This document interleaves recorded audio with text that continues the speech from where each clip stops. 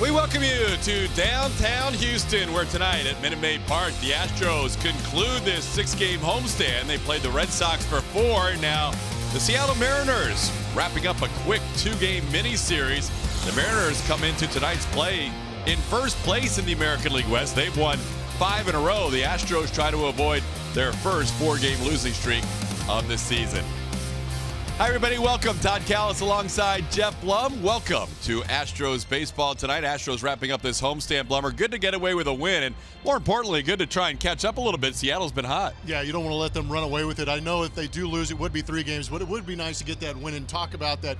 Just to be in a 3-game losing streak as opposed to a 4 would be real nice. In our No Player Does More, brought to you by AT HOU, tonight's starting pitcher Lance McCullers Jr. has done a lot more against Seattle this year. Yes, he has, and I think one of the most interesting things about Lance McCullers, I know it's been a lot of talk about that changeup in recent days, but we might see him get back on that curveball a little bit, because those numbers that you're seeing against the Seattle Mariners with a 3-0 record, that 3.21 ERA, it's that opponent batting average and the strikeouts that are probably really nice for fans to see, because he's staying away from the barrel, creating the swing and miss, and the reason he's doing that is because against spin, Seattle is only hitting .207, which is 20th in Major League Baseball. Yeah, he's always been about the spin, the Snapdragon 1. Lance McCullers Jr. warming up, and now this year he's added in a changeup, which has become a big pitch for him. Yeah, and there's that changeup, and I think that's what's interesting about Lance McCullers. We keep talking about the maturation process, and it's tough to remember that Lance is a young kid. He is still going out there trying to learn how to pitch in this game. The fastball, curveball, dominant. Adding that one more pitch in there makes it a 3-pitch mix, and that allows him hopefully to get a little bit deeper in some of these games and be effective. Lance McCullers on the mound tonight. He'll be opposed by Wade LeBlanc, the 5th lefty the Astros are facing in this homestand. We will have more as Julian Morales will catch up with Tony Kemp in the lineup tonight when we come back.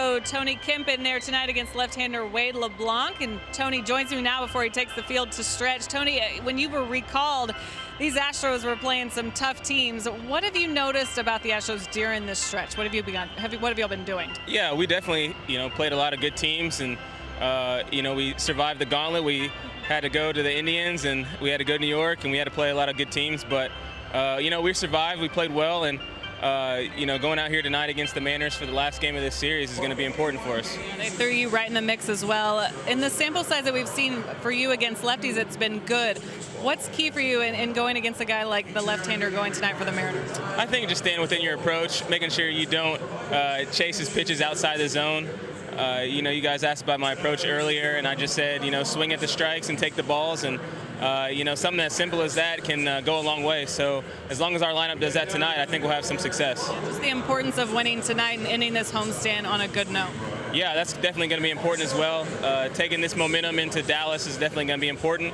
Long road trip ahead, but I think these guys are ready for it. Great stuff as always. We'll let you take the field. Thanks, Tony. All right, Tony Kemp in there tonight as the Astros get ready to face Wade LeBlanc and these Mariners one more time before we hit the road. We'll be back.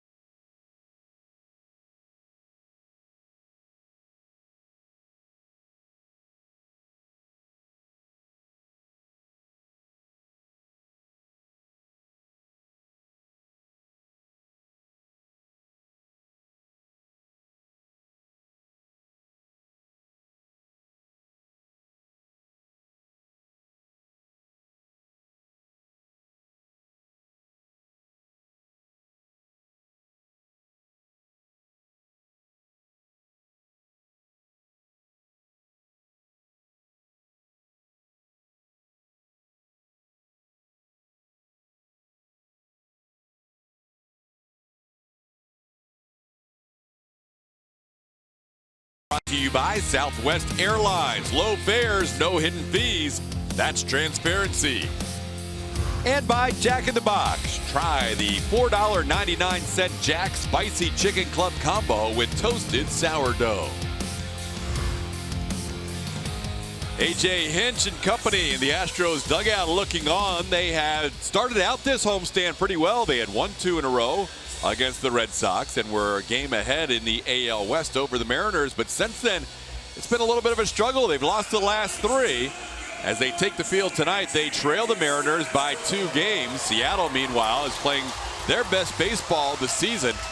They have won 5 in a row, and they have overall won 14 out of 17. Tonight, Lance McCullers Jr. tries to put a stop to this losing streak.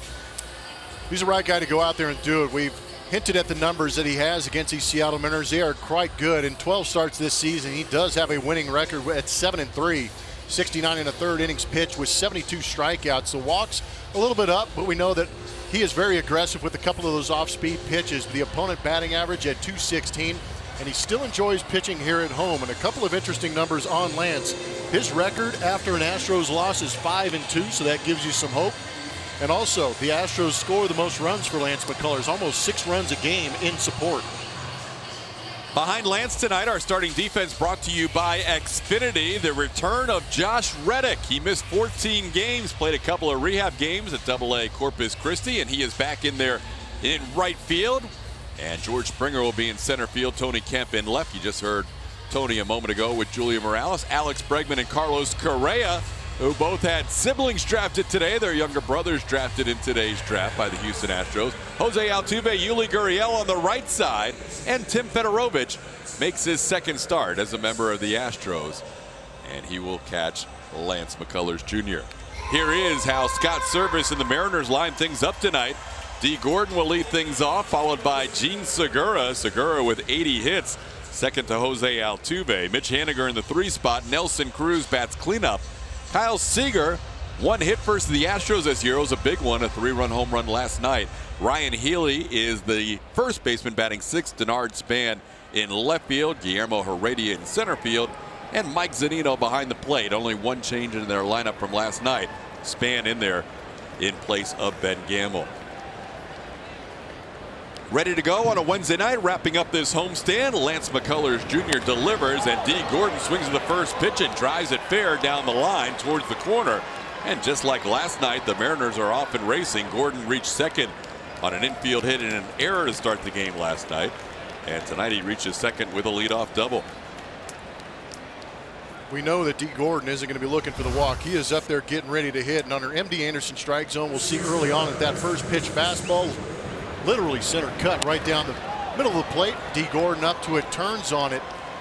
And the Mariners as a team are only seeing 3.78 pitches per plate appearance according to Inside Edge. That is 4th lowest in Major League Baseball. They are up there ready to swing. D. Gordon paces away at 3.33 pitches per plate appearance. And here's a called strike to Gene Segura. Segura knocked in, or had a base hit with a runner in scoring position last night, and also knocked in the 7th run of the game when he hit a solo home run. That was the final run charged to Dallas Keuchels by. Dallas lasted 6 2/3 innings, pitched better after the first time through the lineup, but the Mariners ambushed him for 6 runs in their first 9 hitters. Segura with a count of 1-1, coming in batting .333, just a point better than Jose Altuve. Segura is 3rd in the AL. Altuve is 4th. Colors ahead 1-2.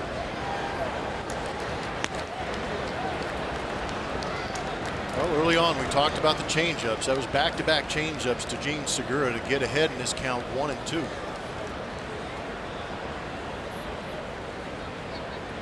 Changeup has become a big weapon for Lance.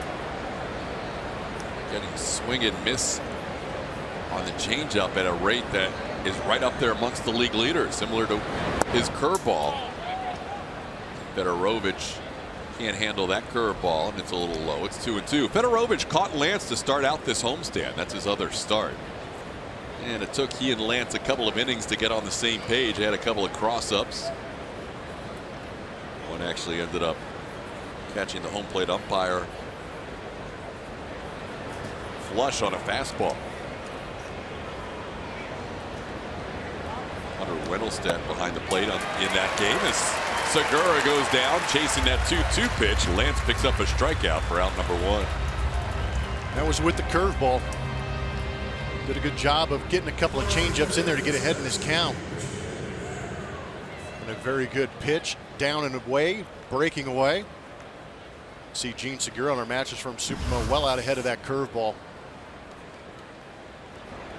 2nd lowest average in Major League Baseball against the changeup at 114.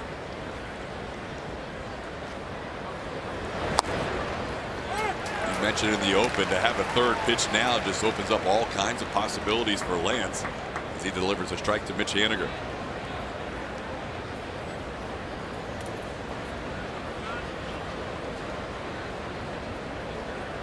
Lance started the first game of this homestand. Astros winning that game 4-2. Lance went 6 innings, allowing 2 runs. Facing the Mariners for the 11th time in his career. And in 5 of his last 7 starts, he's allowed exactly 1 run to Seattle.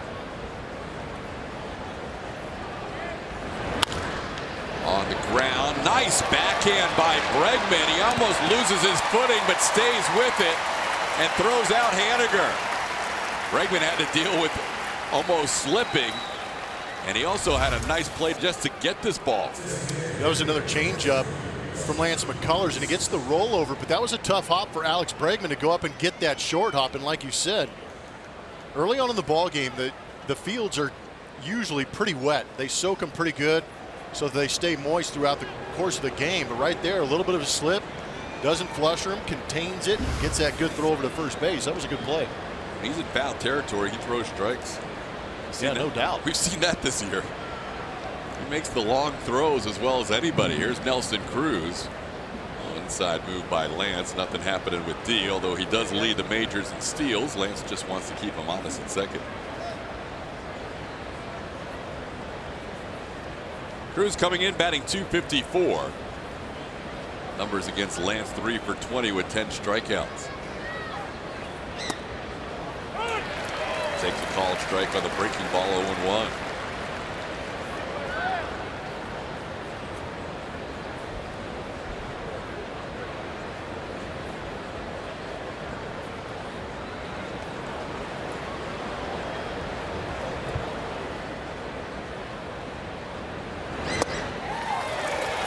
And Lance ahead 0-2. Astros playing the Mariners for game number 6 of the season series. Astros winning 3 out of 4 at Safeco Field earlier this year. And the Mariners winning last night's game to open up this mini 2-game series.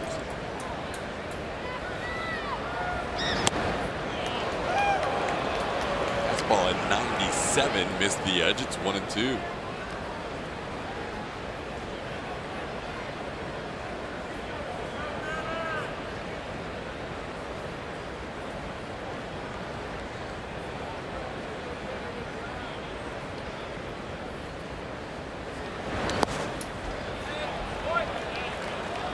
Bounces the breaking ball. Blocked nicely by Fedorovich. It's 2-2. It was an incredible job by Fedorovich.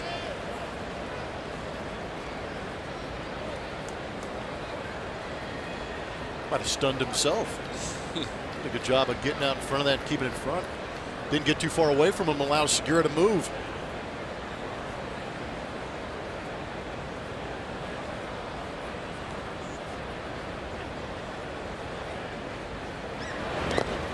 Another one bounces up there. Fedorovich getting a workout in that first inning. Yeah, Lance is holding on a little tight on some of these breaking balls, trying to get the strikeout of Nelson Cruz, but not chasing when it's that far out in front of home plate.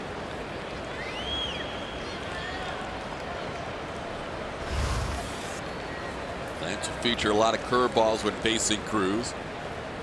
Those last two were bounced in there, did not entice Nelson to swing with 2 strikes, and now the count's full.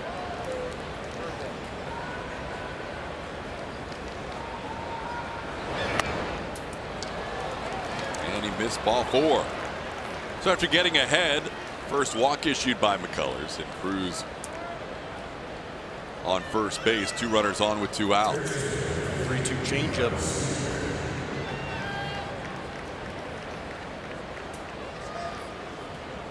Now Lance will deal with the left-hand hitting Kyle Seager.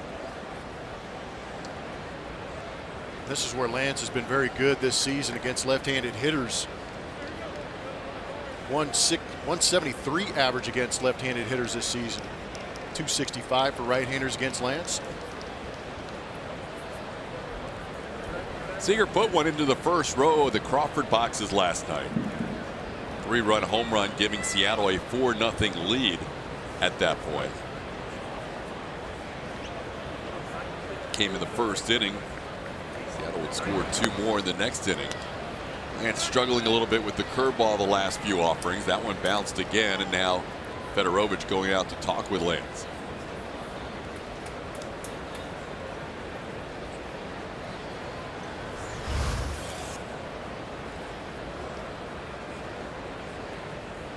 Seen several breaking balls well out in front of home plate. Fedorovich getting his workout in here early. Lance knows it's not exactly what he wants to do with it. Nobody knows that pitch better than Lance. He knows the adjustments he needs to make.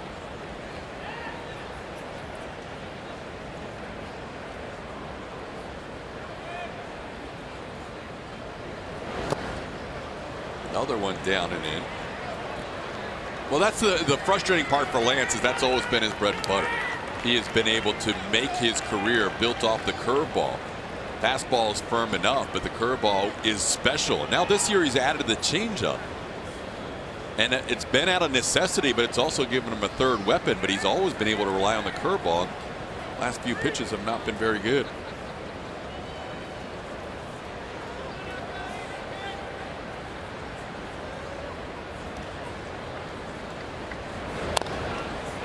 That one was a strike that Seager fouls back. It's 2-1. It just gives you an idea. He's relentless with that. He will continue to throw it, even if he's buried several in a row. He will continue to go to that, try and get the feel for it. I'm not sure if things have changed this season, but early on in Lance's career, it was one of the interesting things for me in hearing how he preps for a game is he'll go to the bullpen. He won't throw the curveball. He won't throw that breaking ball until he gets on the mound to start this game. Now he delivers a fastball on the edge, and it's 2-2. So if it's true vintage Lance, which means he has his curveball where he feels like he's confident with it, 2-2 or 3-2 could both be curveball counts. We'll see what happens here. At least there's a little more of a doubt, though, in a left-hand hitter's mind, because that changeup has become a big weapon for him.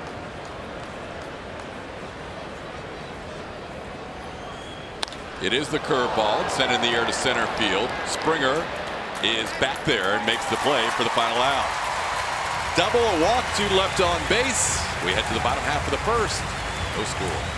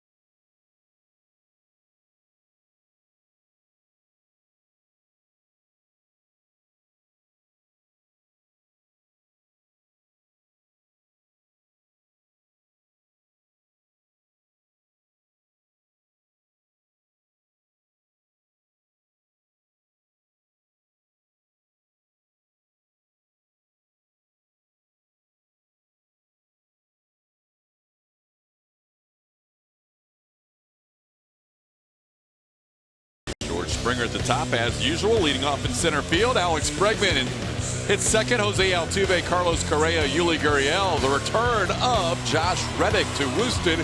First start in 15 games. Evan Gattis, the DH. Tim Federovich behind the plate, and Tony Kemp gets the start against the lefty tonight. Wade LeBlanc, believe it or not, was an ex-Astro. He pitched 6 games in this Astros uniform this season. He has worked a little bit out of that bullpen and now starting for the Seattle Mariners, and he's done pretty good. 1.72 ERA as a starter. And some of you might be shocked when I tell you that he is averaging 86.4 miles an hour on that fastball. So a lot of the numbers don't necessarily say that he should have that ERA, but he's doing a good job of pitching. Doing a good job of pitching in and doing a good job of throwing first pitch strikes. George Springer, 19 career home runs against the Mariners, 6 of them of his 22 leadoff home runs. He has 6 leadoff home runs in his career against Seattle. And he's ahead of the count here, 2-0.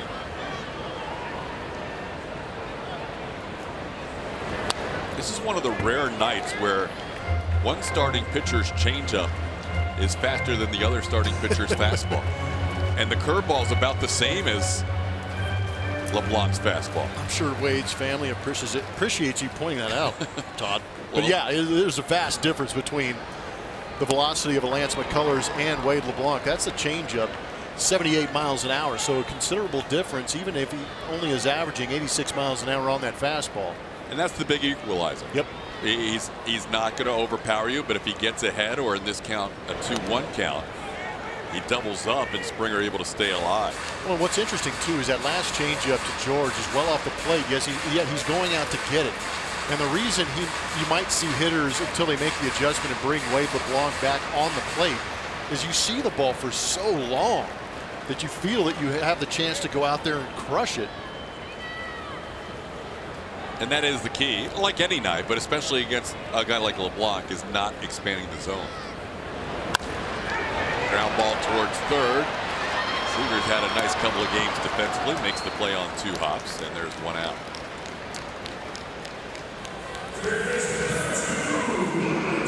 I'll bring up Alex Bregman. Good night to be out here at Minute Maid Park. Astros wrapping up this homestand and then heading on the road for their longest road trip of the season. 10 games in 11 days. Alex coming in batting .260, riding a 4-game hitting streak.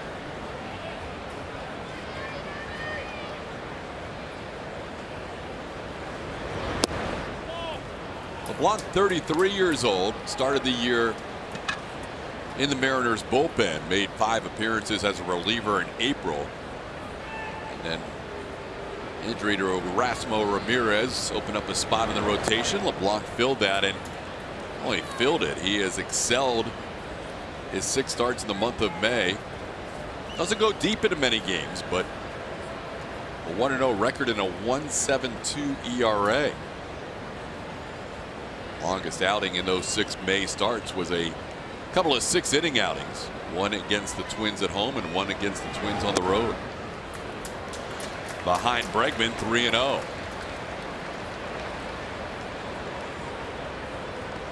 Latest StatCast leaderboard, Bregman has moved to the top of the American League, trailing just Joey Votto with the lowest chase percentage in the major leagues. Rips a 3-0 pitch foul, 3-1.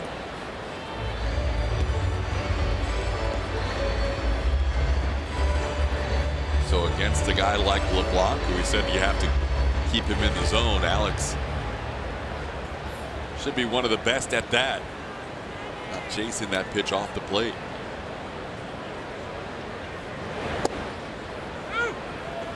Delivers a strike there. It's 3-2.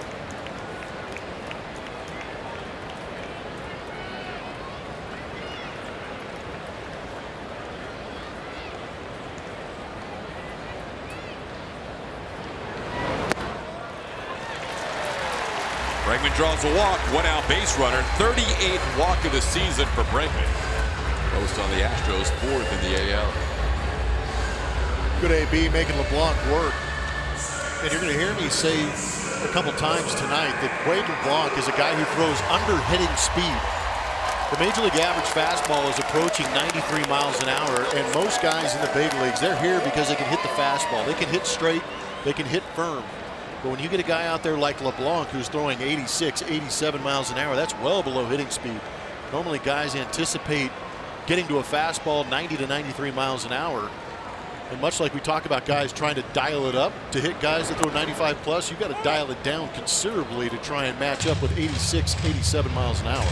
What's your, when you were playing, and I think about, because it's the Mariners, you know, Jamie Moyer, who pitched into his mid-40s and Yes. was never a hard thrower, but always kept you off balance at the plate.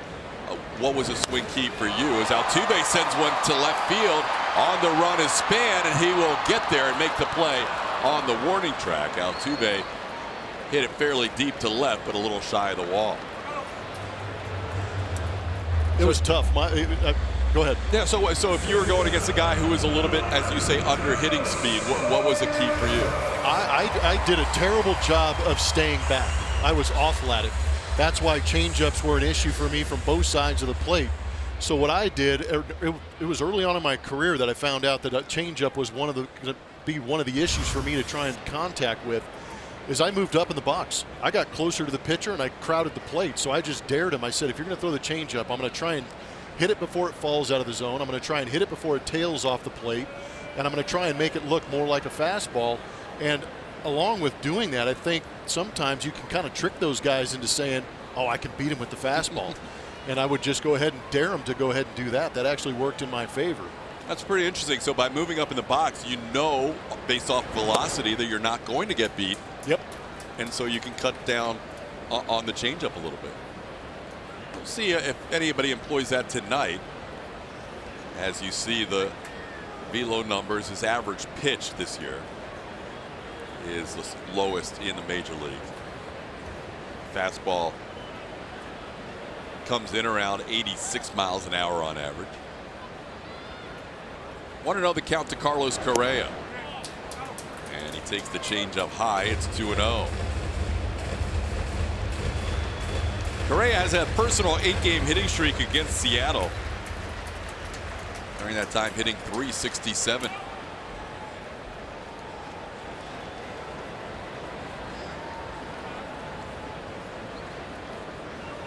Lefties, he's been a little better this year at .302 overall.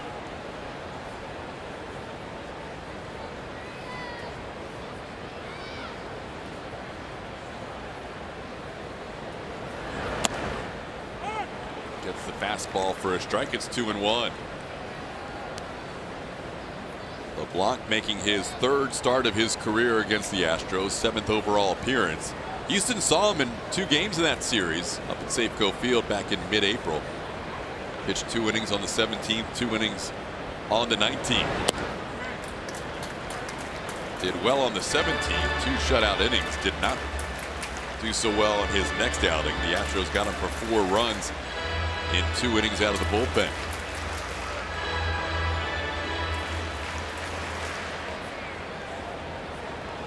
Correa with a 3-1 count here.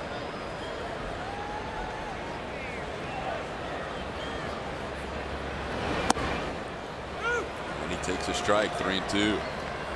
That's no man's land as far as speed. 85 miles an hour. Just doesn't make sense coming out of the hand of the pitcher and trying to adjust to it.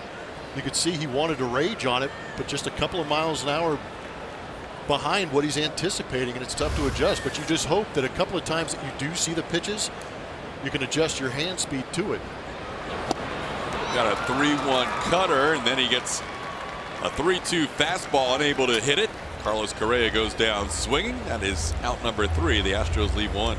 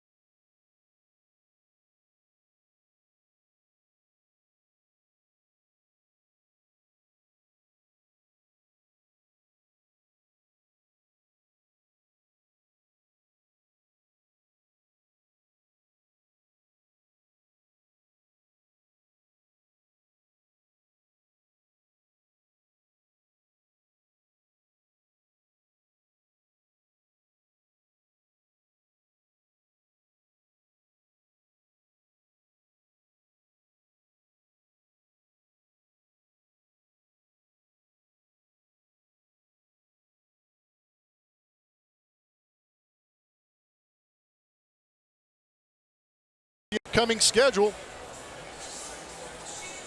For the Mariners. Mariners still on the road. They got 4 down in Tampa. Not a bad trip to get down there. Good time to see Florida before they get back in the West with the Anaheim Angels Boston Red Sox, New York Yankees, and Boston Red Sox again. They've got their own version of the gauntlet coming up. See where they are by the end of the month. Right now they are 2 games ahead of the Astros. The Astros just wrapping up playing all 4 teams that would be in the postseason in addition to Houston in succession. New York, Boston, Seattle, the most recent 3. Cleveland started that stretch as Ryan Healy faces Lance McCullers Jr. Tampa Bay played a day game in Washington today. They're already back on the west coast of Florida. The Mariners will get to their hotel in St. Petersburg in the early hours of the morning tonight, getting ready for that 4-game series. Astros have a little late travel too, but not quite as far to go. Yeah, quick trip. But I think that goes back to what you were talking about in our open just briefly. We were talking about the fact as Healy beats the shift is that if the Astros can go out and beat up on some of the teams they expect to beat up on after doing a great job getting through New York, Cleveland, Boston, and you don't want to lose this game today because then you fall 3 games back. And that's where the issue kind of incurs, because that gives the Seattle Mariners a little bit of a 3-game cushion to try and figure things out against some of those tough teams they're playing. But if you can make it a two-game lead and sneak up on them a little bit, you might go running past them if they run into issues on this upcoming schedule for the Mariners. The Mariners have been playing very good baseball, no doubt about it. 14-3 their last 17. And the Astros always will have the target on their back, being the World Series champions in 2017. And the Mariners have played their best baseball of the season right now. The Astros are running into a hot team. So far 5-7 for Houston during this run of games against those 4 teams we mentioned: Cleveland, New York, Boston, and Seattle. As Denard Span watches one in the dirt, it's 1-1. I think the longer Scott Service's team hangs around, and if in fact they are able to extend their lead to 3 games heading down to Florida, now all of a sudden people around baseball might take a little more notice. They have compiled most of those wins in their 14-3 stretch against teams 500 or below.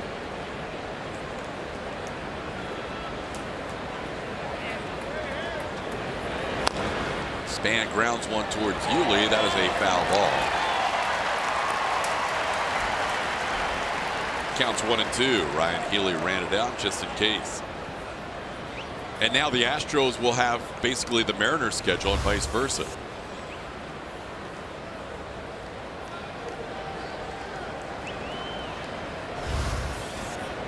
Astros will play just 1 team between now and the All-Star break that's above 500, and that's the Oakland A's, and they are 1 game over 500.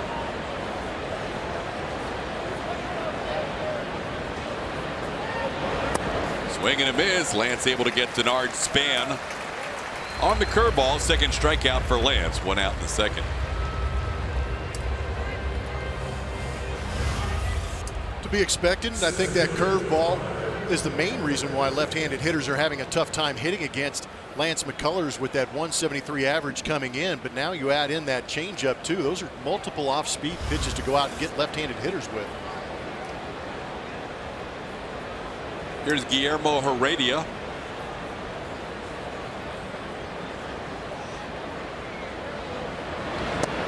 Heredia playing center field, did a nice job last night robbing Alex Bregman on a drive to straightaway center.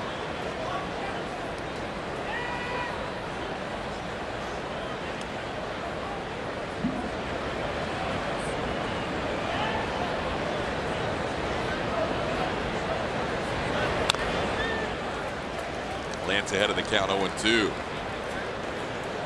Lance making his 13th start. He has had 10 really solid starts, and then just 2 starts that got away from him. Gave up 8 in a start against the Twins on the road, and gave up 7 in a road start against Cleveland. That represents 15 of the 30 earned runs Lance has given up this season in just 2 starts.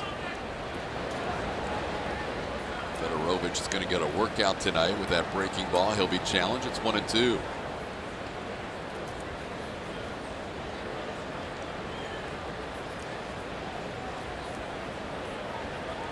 I've got to think of all the guys in the rotation, and you're looking at the main man right there leading in ERA.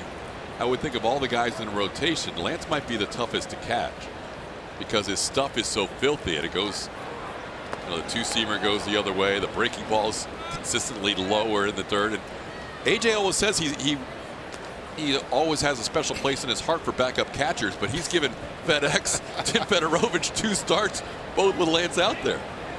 Yeah, welcome to the show. Go out and catch a guy with the nastiest stuff. Hang with him. And it's a combination of movement, break, and velocity too. And let's be honest, a little inconsistency too. To Hopper to Carlos Correa. They are able to turn a double play on Heredia. Correa to Altuve, and a quick turn to get it out of inning number 2. We head to the bottom of the second. Still scoreless.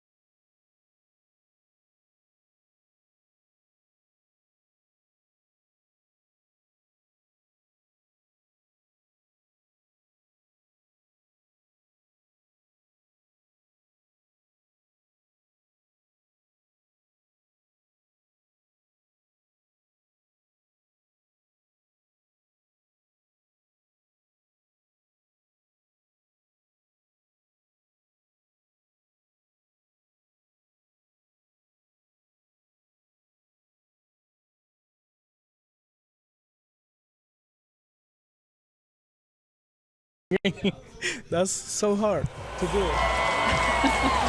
All right, a fun Chevy Stroh poll for you today. Remember to follow us at ATT Sportsnet SW. What's your favorite Jose Altuve moment so far? Was it him being so happy for George Springer after getting 6 hits?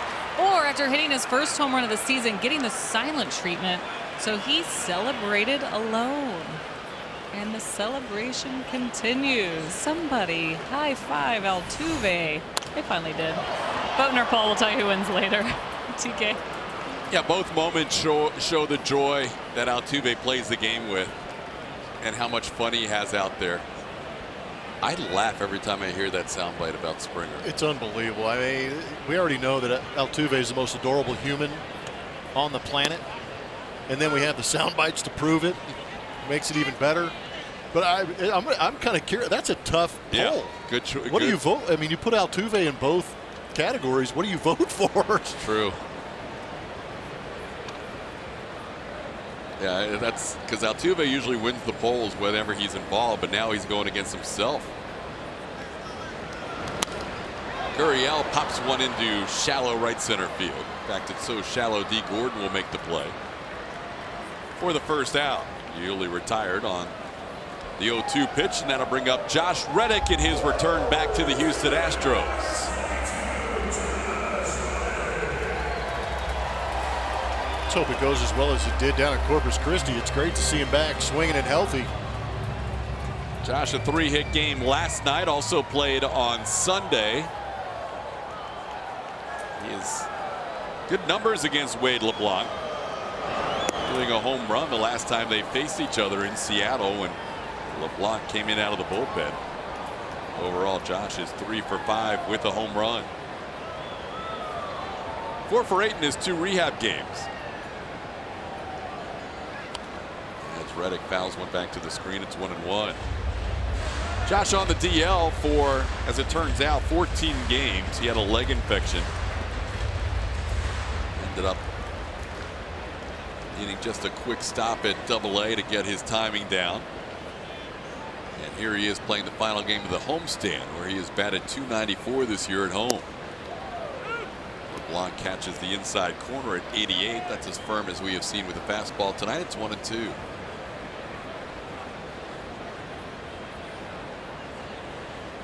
Yeah, they're kind of reverse splits against LeBlanc this season.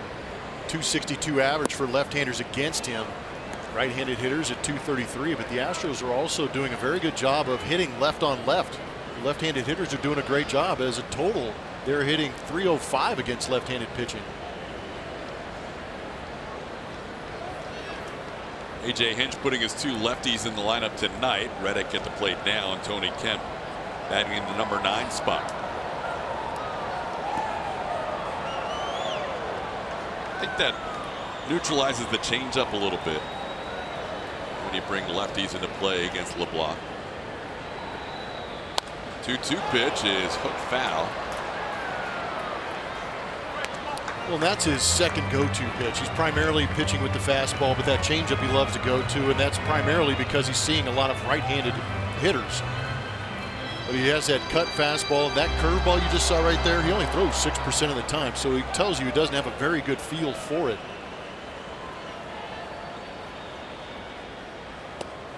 Picks up a strikeout, getting Reddick. Second strikeout for LeBlanc, and there's 2 outs in the second inning.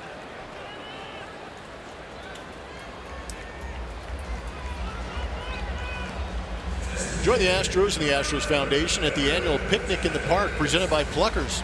The event will feature an enjoyable picnic buffet, a 45-minute autograph session with Astros players, and more family-friendly activities. All proceeds will benefit local youth baseball and softball programs in the greater Houston area. For tickets and more information, visit astros.com/picnic. 2 outs, base is empty. Here's Evan Gattis. Mentioned Reddick's good numbers against LeBlanc. Gattis even better against the Mariners left-hander. See them right under his season marks. He is 4 for 7 with 2 career home runs against LeBlanc. His lone hit in this homestand, he just 1 for 16 in this homestand, was a home run. And Evan ahead of the count, 2-0.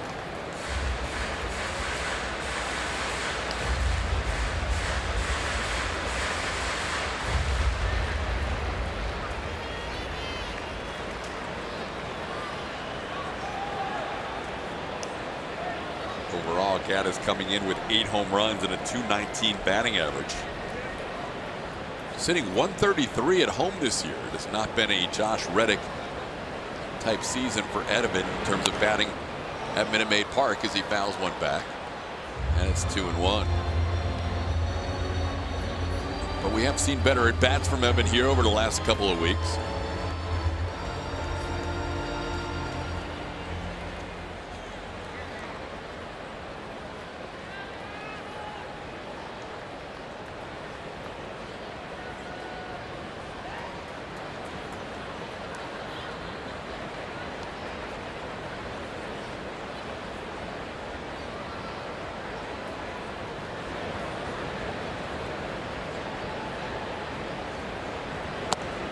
Outside, 3-1. Couple hitters counts early for LeBlanc, and he was able to work around them. Did walk Alex Bregman, the lone base runner tonight for Houston.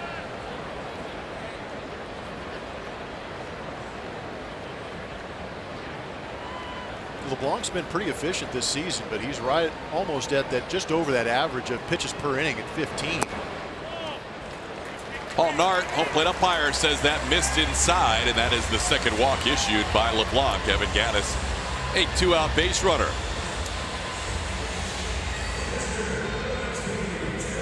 I'll bring up Tim Fedorovich.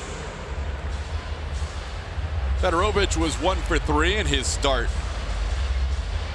to begin this homestand. Scored a run. You see his numbers at AAA Fresno. He was having a great year for the Grizzlies.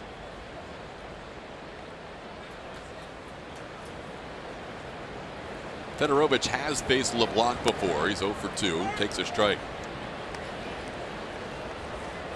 It's that little cut fastball that comes in there around 84, 85.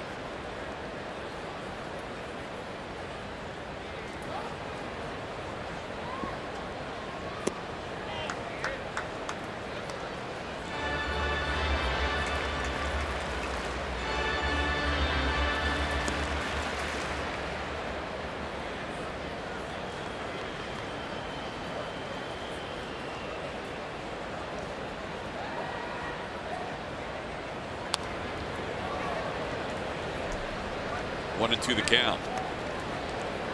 LeBlanc started the season with the New York Yankees. He was with them in spring training down in Tampa, and then on March 25th, towards the end of the spring, at his request, he was released by the Yankees and signed on with Seattle. Mariners put him in their bullpen, and now chance to make a start, his 7th start in a row after joining the rotation to begin May.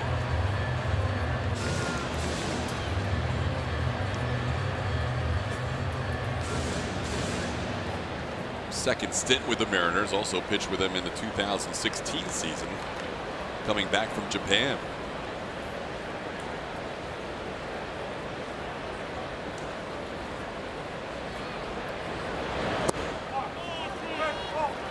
Just misses inside. It's 2-2.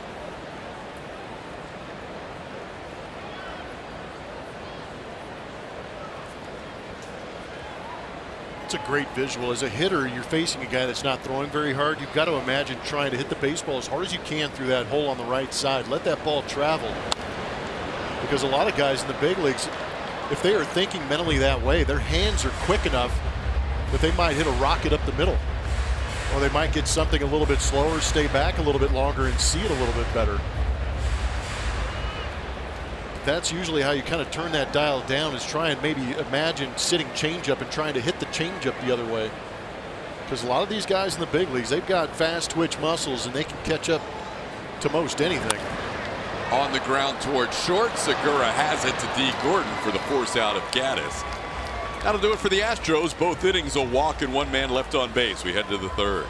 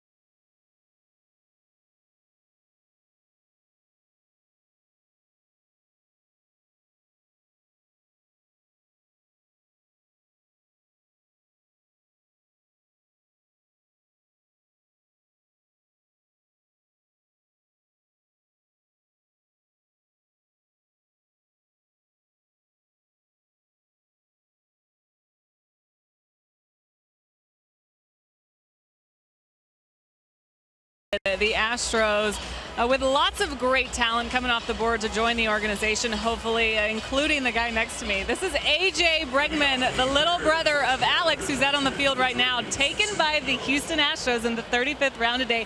But AJ, you're not usually just hanging around the ballpark. Today you were on the field when you got some news. So you got to take me through what happened. So I was at BP and we were watching BP, and my brother came up to me and said, "Hey, bro, check your Twitter. You just got drafted by the Houston Astros in the 35th round." And I was just shocked. So excited, obviously. Well, Were you watching? Were you keeping up with it while you were on the field? You knew there was a chance your name would get called. Yeah, I was watching the draft. I was listening to the draft a little bit on the field, and then I started talking to some people, put my phone down, and right at that second, I missed it. But I can assume, as a brother, he probably messes with you a lot. Did you believe him? at first, I thought he was lying. I'm like, no, bro, you're lying. But turned out he wasn't lying this time. So you checked Twitter? Yeah, I did check Twitter. I did check Twitter. So what did that moment mean to you, to know that your name was called in the Major League Baseball draft, but also by the Houston Astros? It's surreal and awesome. I couldn't pick a better team than the Houston Astros. I mean, that's amazing. Obviously, with my brother playing for Houston, and it's just, I'm so excited. Did you call mom and dad? I did. I called mom and dad right away. We get to see them a lot at the ballpark. I know they're very proud of you. What are you doing in town? I am training here at DST, Dynamic Sports Training, and working with my pitching coach, David Evans. So I did last summer too. I've been coming out here, living with my brother, and training here. Great, that's great. So I know you were committed to the University of New Mexico, so you've got a big decision ahead of you. But you know, I do want to ask you, World Series run for the Houston Astros, and in you being a ball player, your family being so busy, how much of it were you able to just kind of enjoy and be a part of? I got to go to I was blessed enough to be able to go to the World Series, and that was amazing. I got to experience, it was probably one of the coolest things that's ever happened, other than probably this. But yeah, I got to experience all that with him, and it was just surreal. I recently just saw a picture of you at an LSU game wearing all your purple and gold, watching Alex play as an LSU Tiger. How much do you look up to Alex as a baseball player, but just really a human? Oh, I look up to Alex. He's my role model. He's the best older brother I could ask for. He helps me with my game all the time. He does everything he can to help me, and I love him so much. You pitched to him too a little bit in the offseason, right? I did pitch to him a little bit. He'll say he hit a double off me, but I'll say he popped up to the infield. Okay. So I'll go with your story since you're here. Congratulations to you and your entire family. Just an exciting day, and good luck moving forward. Thank you so much. All right, that's AJ. Guys. All right, Julia, AJ Bregman, 18-year-old younger brother of Alex, who just made the play to retire Mike Zunino for the first out of the third inning. Here's D. Gordon, top of the lineup. AJ wasn't the only sibling of an Astros infielder who was drafted today. J.C. Correa. It's very cool. Infielder out of Alvin Community College, drafted just 2 rounds before A.J. Bregman. J.C. is 19 years old and the younger brother of Carlos Correa. A.J. just turned 18 in April, born in the year 2000. Just go ahead, drop that bomb right in there. Born after the millennium. It's incredible stuff. Really These guys are getting younger. I keep getting way old.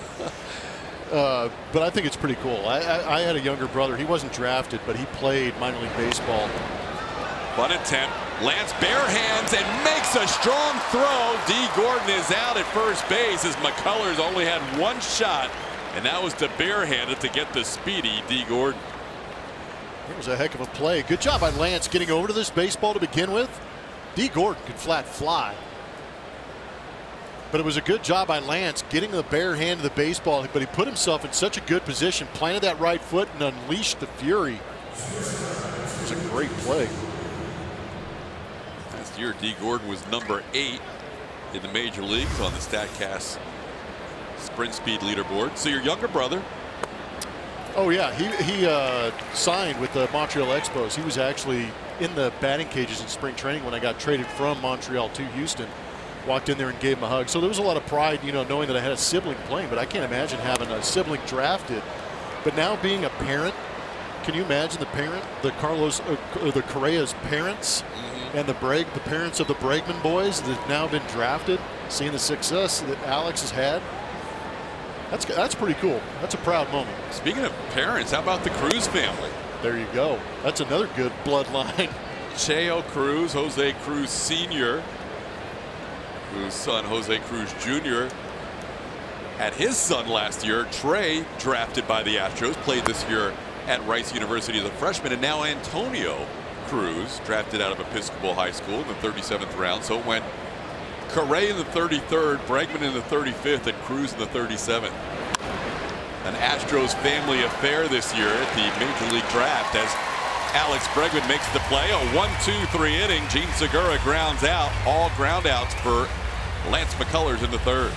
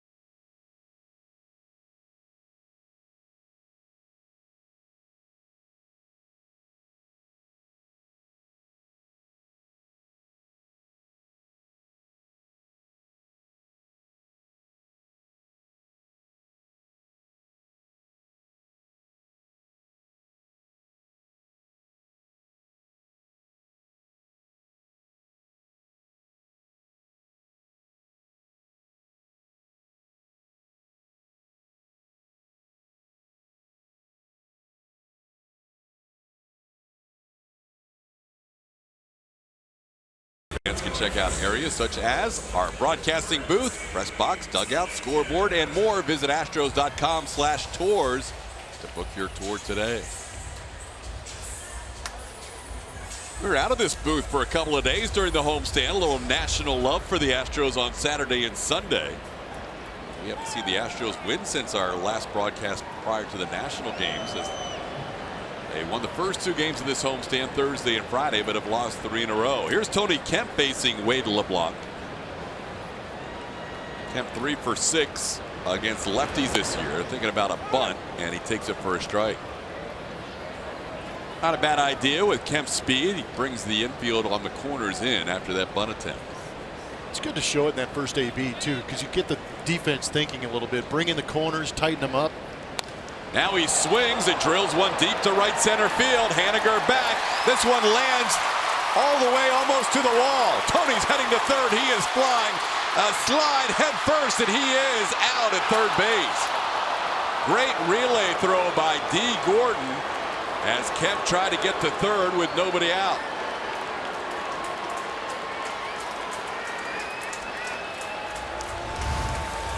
Pretty good effort by Tony, but that first out at third base, especially when you turn the lineup over. Mitch Haniger taking a chance, barehanding it. Then the relay right on the money. I guarantee you off the bat, he was thinking triple. Put his head down. As soon as he saw the numbers on Mitch Haniger's jersey, he said, I'm going to go ahead and try and take it. But D. Gordon with a great relay. Yeah, pretty much a perfect relay. Haniger barehanding it, getting it right to D. Gordon. And D. Gordon, while he might not have a strong outfield arm, has plenty arm to make that throw as a second baseman. And he put it right on the money to get the count. So Haniger not letting the ball get to the wall was one of the keys in that play. Springer has a count of 1-1. Astros' first hit of the night, the Kemp double. He's now 4 for 7 against lefties. Springer fouls one off. It's 1-2.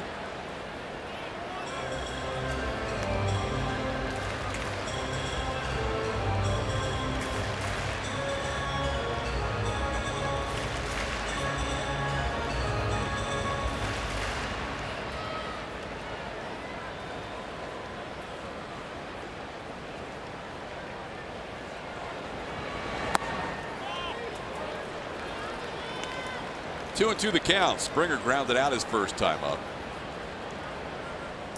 Alex Bregman on deck. Just heard from his younger brother AJ in an interview by Julia. Another ground ball to third off the bat of Springer. Play made by Seager for out number 2. We got time to name that Astro. It's brought to you by Nissan. Who am I? 3rd round pick in 1988. Midseason trade, Northwest Passage. You know who that Astro is. Make sure you tweet it at ATT Sportsnet SW with the correct answer, and we will let you know if you are right later on in this broadcast. Here is Bregman. 2 outs, nobody on. Today, the rest of the draft was finished up, rounds 11 through 40. Astros ended up taking 33 college players of their overall 40 picks. Jay Bregman, one of just 7 high schoolers drafted by the Astros. Alex wears number 2 because he was taken 2nd overall in the draft out of LSU. AJ drafted in the 35th round. By the time he may be ready for the major leagues, even though Justin Verlander says he wants to pitch for another 10 years, maybe 35 will be available. Yeah, I thought you were going to say like 352 or something like that. Line drive to left field. Bregman on for the 2nd straight time, a walk, and now a 2-out base hit. Astros with 2 hits in the inning. Now, it would have to be 1,062 overall, the overall draft pick. So it would have to go. I was off by a few. Sorry. Here's the overall breakdown of the draft, Plummer. Collegiate heavy. In the past, we've seen more of a mix between high school and college players. Yeah, it's interesting, and you know, I don't know the exact reasoning why the Astros go out and do that, but I know that they do their due diligence and they pick very nicely, and they've done a good job with both a couple of high school picks and some collegiate picks. But the collegiate player is a little more polished, mentally, physically, a little emotionally, because it's a grind getting through the minor leagues to the big leagues. And a lot of people compare Division I baseball to AA baseball. So there's a little bit of maybe a little bit more of a less of a graduation process getting through the minor leagues for a college player. I've got a theory. Bring it. As to why they pick so many college players. Speaking of D1 baseball, you know how heavily this team is invested into analytics. They are very much driven by that. And now the analytics at Division I baseball are better by far than they've ever been. True. 2, 3, 4 years ago. So now, and at the high school level, you have still your eyes on the prize with players that are stars, but the analytics are so strong at the collegiate level that you can break down numbers, and this Astros organization likes to break down numbers. Well, they like having to them, that's a tangible fact that they can put their minds around. They can put their hands on and really get a feeling for what these guys are doing. And when you're facing that Division I competition for 3 straight years, it's not like the NBA or the NFL where you can play 1 year, get the heck out. They have to actually play 3 years in that collegiate system, so they are getting actual historical data to go on. You're right. We saw Seth Beer, the #1 overall pick, his collegiate player of the year, the Dick Hauser Award winner as a freshman. First time that's happened in college baseball history. And now after his junior year, he was selected number 28 overall. 3-0 pitch, and Altuve drills one to left, but he pulled it. It's in the upper deck. He got around that one too quickly. 83-mile-an-hour cutter coming right into him, and again, it is tough. You have got to be incredibly patient as a hitter to sit back on 83, because that's what your reaction wants to do. You want to turn and burn as soon as you get it. That ball was smoked, no doubt about it. Family up there in the first row of that section that was not anticipating a foul ball tonight, and they could not be happier that Altuve found them. 3-1 pitches upstairs, ball 4. Altuve draws a 2-out walk. Astros with 2 hits and a walk in this inning. And setting up first and second with 2 outs for Carlos Correa.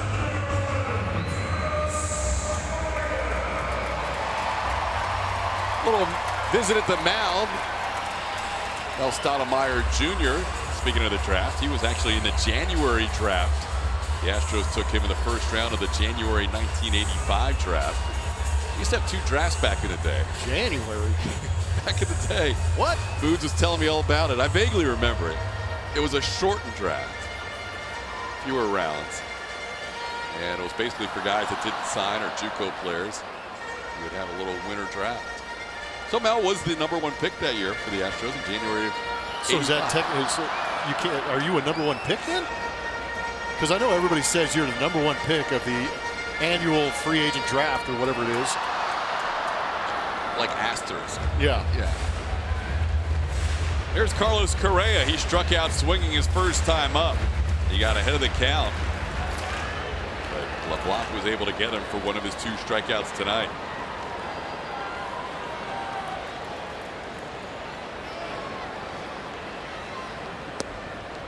And he starts him off with a changeup for a strike. It's 0-1.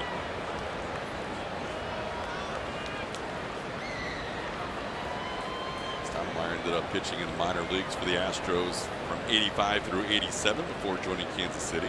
Speaking of good bloodlines in baseball, produced a couple of pitchers and pitching coaches. Yep. Stoudemire, a longtime pitching coach. There's Mel Jr.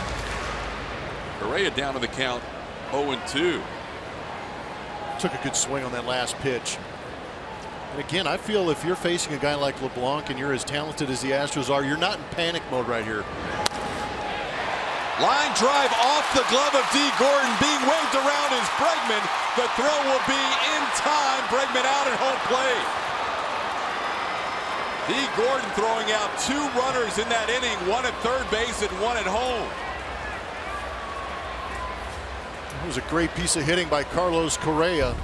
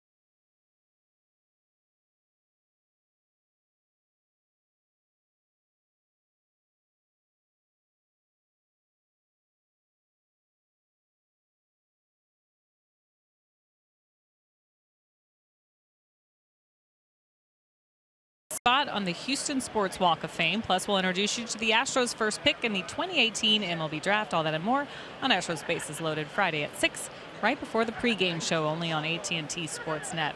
Hey guys, I know you've been talking a lot about Lance McCullers' curveball. I asked him about it yesterday and just how he feels about it now, how he's felt about it over these last few starts for him. And you know, he goes back and forth. He said it is there, you know, it is my pitch, but he continues to work on it. He said, you know, things change over time, and it could be as small as just transferring your weight during the windup versus the stretch. It's just some small things can really change the shape of it, the movement of it. He's been doing drills still in between starts to get the right shape back on that curveball. But he says, you know, what's hurt him sometimes is just not having it when he needs it. Like you said, Todd, it's almost predictable when he can throw it, and because it's been so good, he can get guys out. That's what he's been struggling with lately, but feeling much better about it now. Yeah, you can see him start this inning off with a couple of curveballs. The second one looked pretty close to being a strike and ended up being called a ball. Then he came over with a fastball for a strike. It's 2-1, but it's the pitch that he has made his way with, and you don't close out an ALCS with 24 straight unless you have the ultimate confidence in that pitch. Now he's 2-2 on Mitch Haniger. It'll be Haniger, Nelson Cruz, and Kyle Seager for the Mariners in the 4th inning. Try to hold up, and he does. It's 3-2.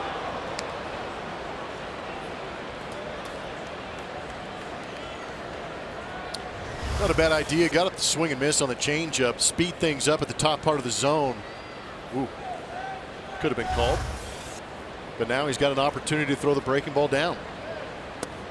Called third strike. Haniger goes down looking. Curveball catches the outside corner for the 3rd strikeout for McCullers.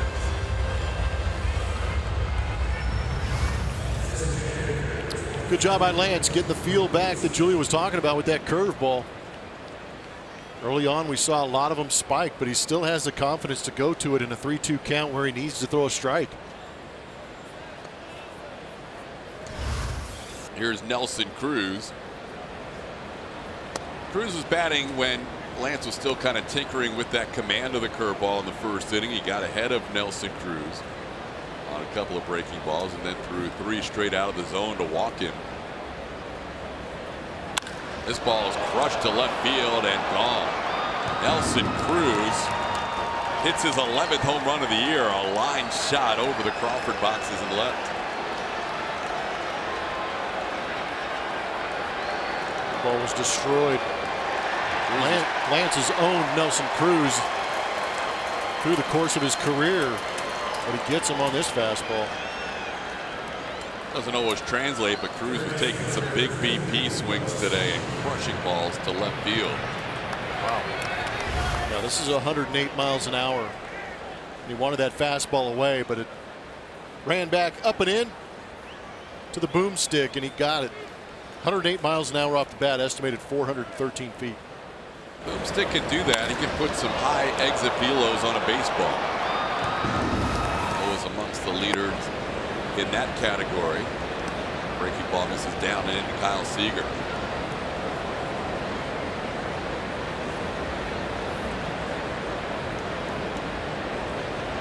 Seager flied out to center field his first time up.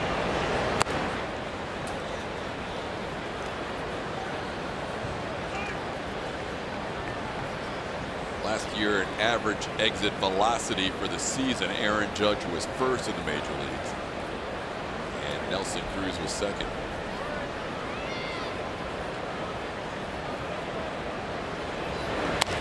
On the ground, a couple of hops. Yuli has it. He will flip to Lance covering. That's 2 outs. Frustrating back-to-back half innings for the Astros. Last inning offensively, they had 3 hits and a walk of the 5 hitters who came to the plate. And they ended up with nothing in the inning. It's the D. Gordon throwing out Tony Kemp trying to get to 3rd, and then Alex Bregman trying to score. Here's Ryan Healy.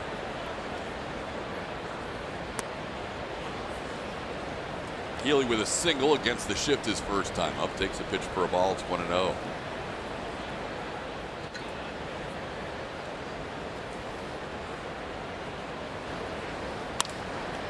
Little pop up. Altuve going back, and he jumps and makes the play for the final out of the inning. Solo home run by Nelson Cruz, giving Seattle a 1-0 lead.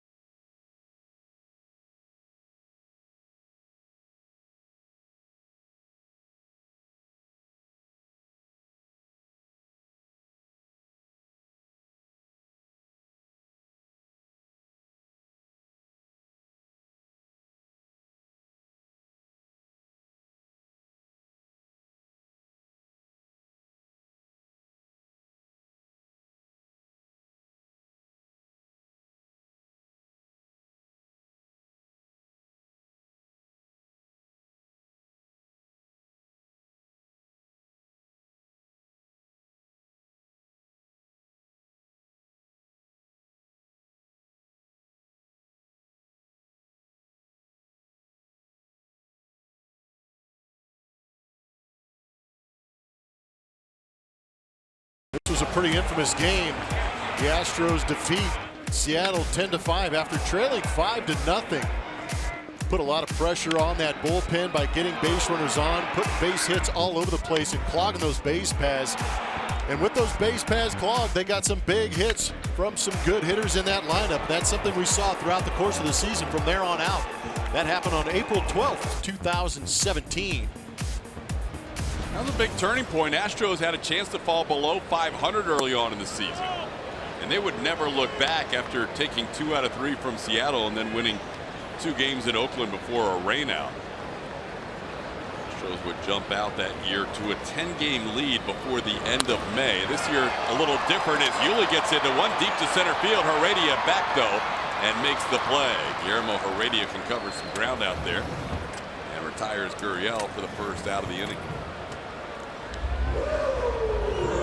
Once the Astros got a double-digit lead last year at the end of May, and it all started with that series in Seattle, and they moved into first place with that 10-5 win. They never looked back. They were never below a 10-game lead the rest of the way and finished the year up 21 games in the American League West.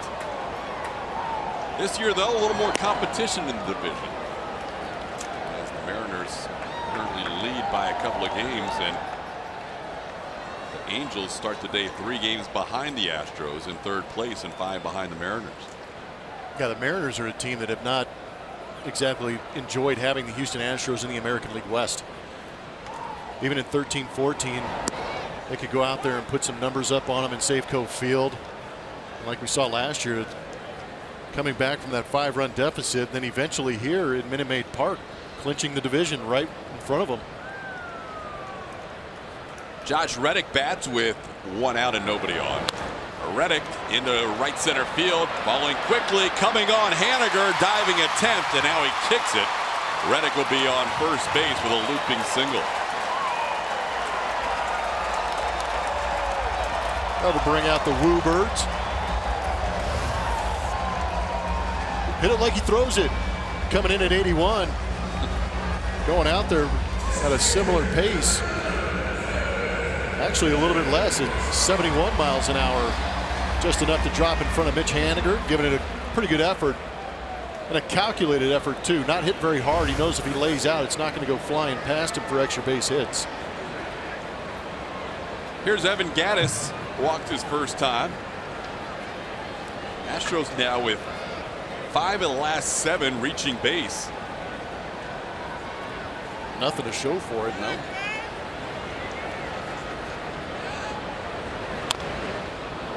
Chops one at the plate.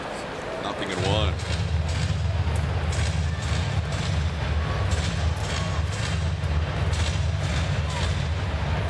Block has never lost a game as a starter with the Mariners. 14 career starts. 4-0 with a 3.32 ERA. Most of those in 2016. 8 of those 14.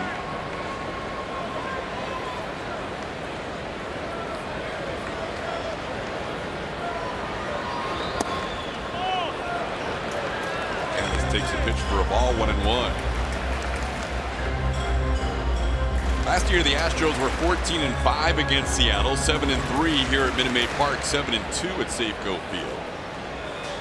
Won the season series the last 3 years.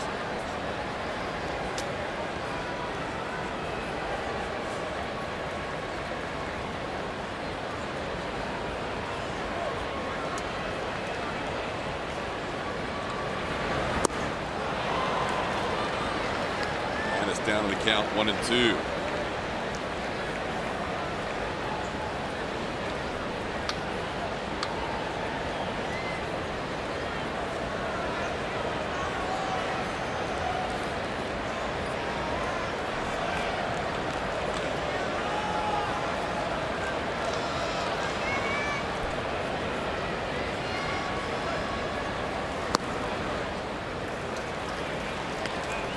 LeBlanc's not a guy who's going to throw 100 pitches, more than likely.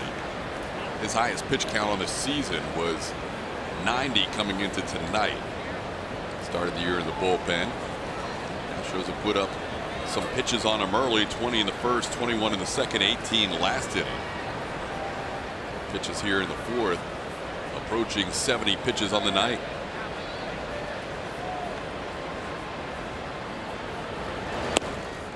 Now the count's 3-2.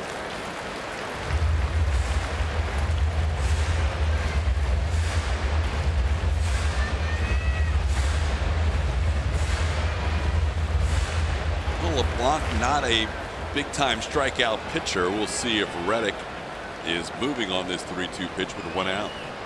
I would at the rate the Astros have been hitting into double plays here recently. There he goes. The pitch is grounded foul. We'll do it all again.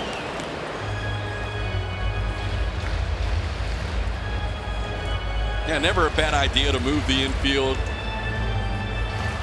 LeBlanc has a couple of strikeouts tonight, but usually a guy that's not going to average a strikeout per inning.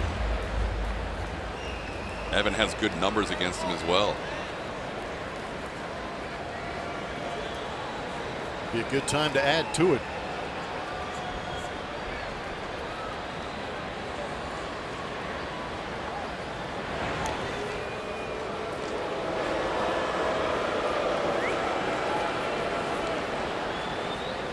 Josh going with the walk-up music last night from the Spice Girls.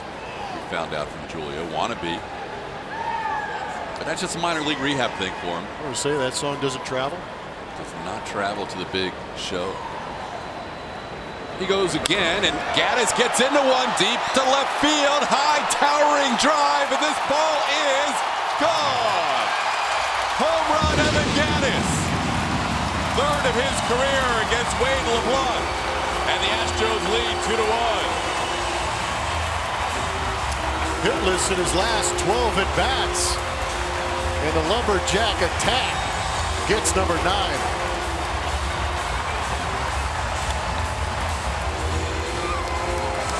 Tell you what, Minute Maid Park is a great place to do what Evan just did, is elevate to celebrate. And that is center cut, 87 miles an hour. Barreled up an extremely high launch angle, but that ball was crushed at 108 miles an hour off the bat. You could tell by Reddick's reaction, he slowed up and he got to admire it as a base runner. Then Federovich swings the fastball for a strike. It's 5 home runs for Evan in his last 9 games. After having 4 home runs leading up to that point in the first 54 games this year.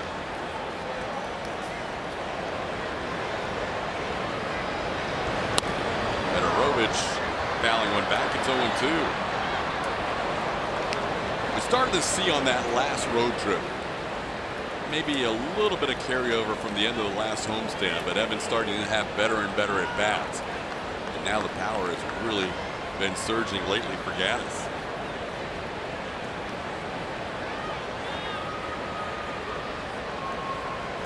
Federovich grounded into a fielder's choice his first time up. And he takes a call, third strike. Third strikeout for LeBlanc. 2 outs in the inning. Yeah, I really feel it coming out of spring training. Evan Gaddis kind of tinkered with his swing a little bit. We saw that bat really pinned to that right shoulder, that back shoulder. We really didn't see that.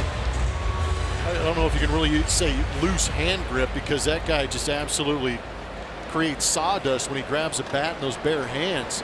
But there was a little bit of, there wasn't much rhythm. There wasn't much movement in the hands, a little bit of a load, a little bit of a rock, getting it in that loaded position for Evan Gaddis. But here recently in the last month or so, we've really seen that bat head stay flat, but still it's off that shoulder a little bit. We're seeing a little more hand movement, a little more of a rhythm and a comfort in that swing from Evan Gaddis, and I think that's paid off big time for him. It's amazing too, once you have a little bit of success. You know, he was going up there struggling early, and it seemed like every at bat was a little bit of an adventure for him, as Tony Kemp is 2 for 2 tonight with a double and now a single. He's a 2-out base runner for the Astros in the 4th. Now he goes up there and he feels like he's going to do damage, and he has. Absolutely. And speaking of damage, it's time now for our TXU Power Player to watch, and it's George Springer. 19 career home runs against these Seattle Mariners. The most home runs he has against any opponent. A lot of those to lead off games, too. 6 of them. I love it when you back me up. 6 of his 22 leadoff home runs have come against the M's. Also had a pretty dramatic one last year to walk things off. 3-run home run in extra innings. First series of the year against the Mariners.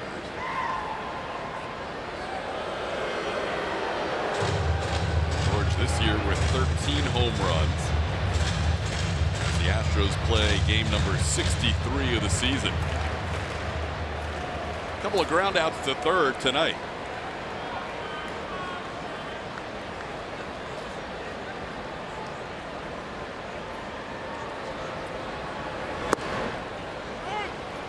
Takes a called strike, 0-1.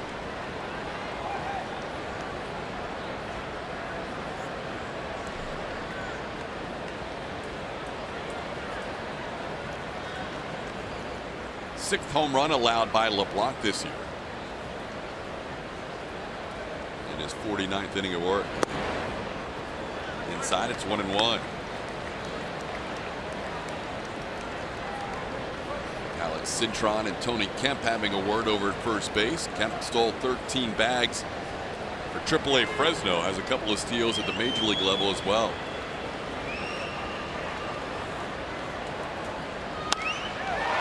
Springer into left field, sending Span back to the wall. Looking up, it's off the fence. Kemp will score easily. George Springer an RBI double.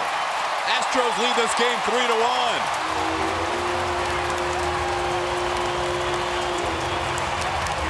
That swing gives you a pretty good idea how strong George Springer actually is. You can tell just by the physique and some of the swings we've seen him take over the years. But the lower half is gone, but the hands stay back. That is a changeup down and away, and George keeps the hands back and drives through it nicely, hitting that bomb off that left center field wall. All hands right there. It's amazing. It's pretty impressive when a guy can get out there, lose his rear end in the other opponent's dugout, yet the hands are back and he's still strong enough to get the barrel flying through there to create a 100-mile-an-hour exit velocity. And that ball is halfway up the wall in the bullpen. Basically with one hand, 389 feet out there. Wow. Now bullpen action going for the first time tonight for the Mariners. Jason Bradford saw him in last night's game, starting to loosen up in the M's bullpen. And you're starting to see the Astros adjust to the velocity. Second, third times through the order. That's where LeBlanc creates some issues.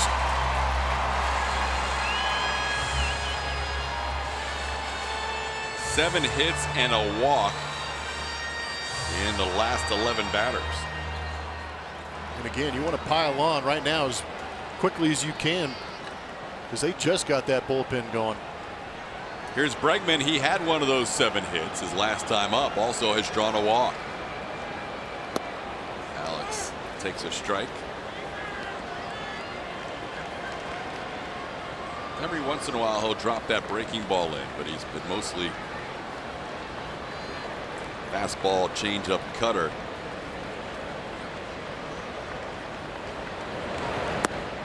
Tries to go back to the breaking ball, and Alex watches it ride wide. It's 1-1. Yeah, that's only the 5th curveball we've seen from LeBlanc. He's also only thrown 1 slider.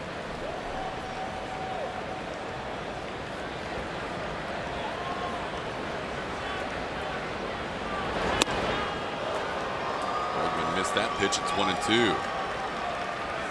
It wasn't because of lack of effort.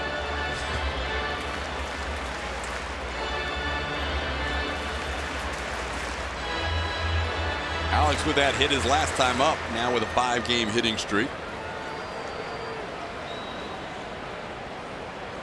4 hits this inning, 3 hits last inning.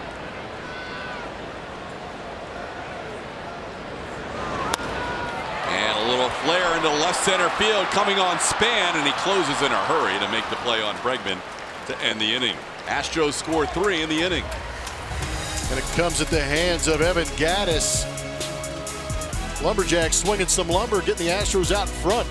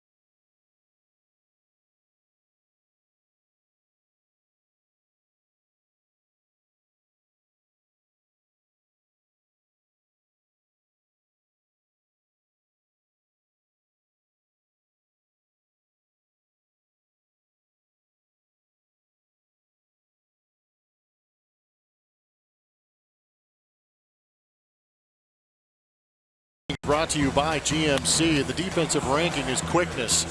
Last night, Dallas Keuchel with his 3 career gold gloves. Picked off a line drive from Ryan Healy. Would have been a little bit easier for Altuve back there, but Keuchel showing off, reacting in 0.8 seconds to make that grab on the line drive back to the box.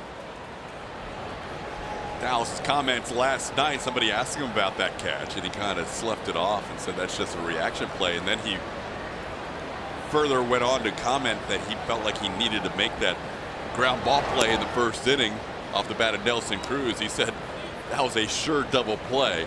In Dallas's mind, it was a sure double play. Most pitchers thinking about getting the 1 out, but Dallas wants more.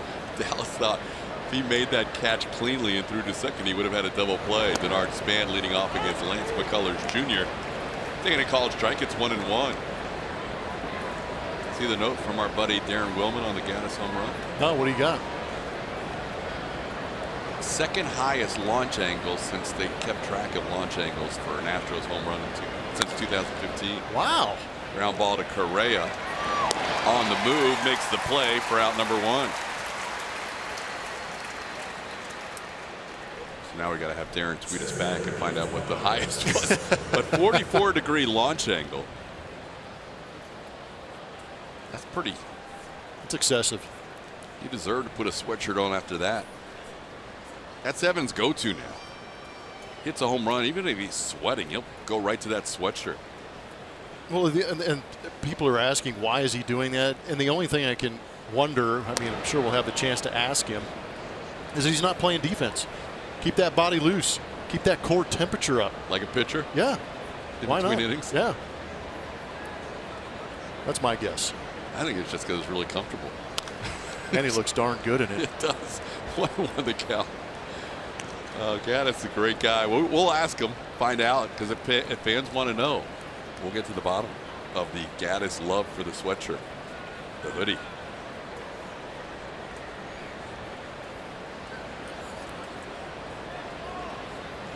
Guillermo Heredia grounded into a double play on a nice turn by Correa and Altuve his first time up.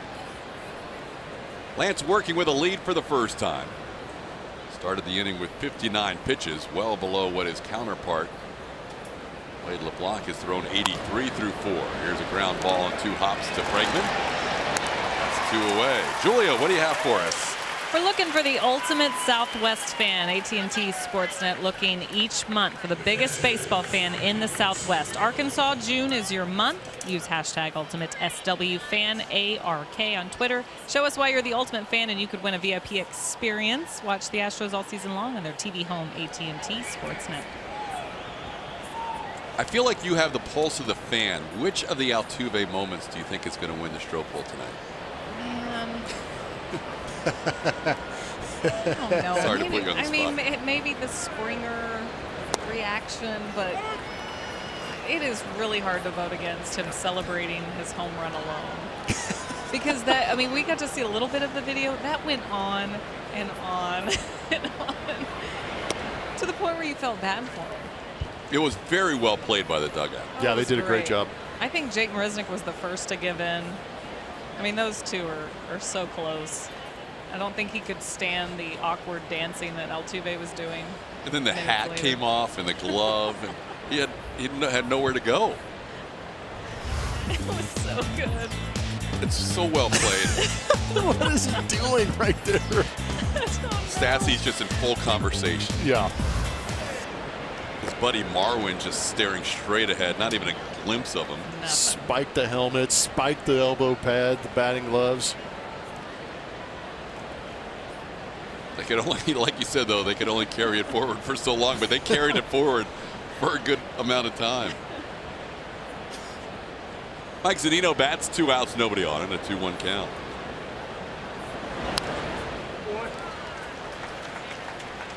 We'll still close it out here. There's Stassi. He actually got bumped. Nothing. Marwin kept it together pretty good. You could see Jake taking peeks at him. Yeah, Jake can't stand it. He's still going. And then Jake's high fly ball center field, sending George Springer back. And he says, I've got it, to Josh Reddick, and he puts it away. For the final out of the inning, 1-2-3 inning for Lance. We are halfway home. Astros leading 3-1, heading to the bottom of the fifth.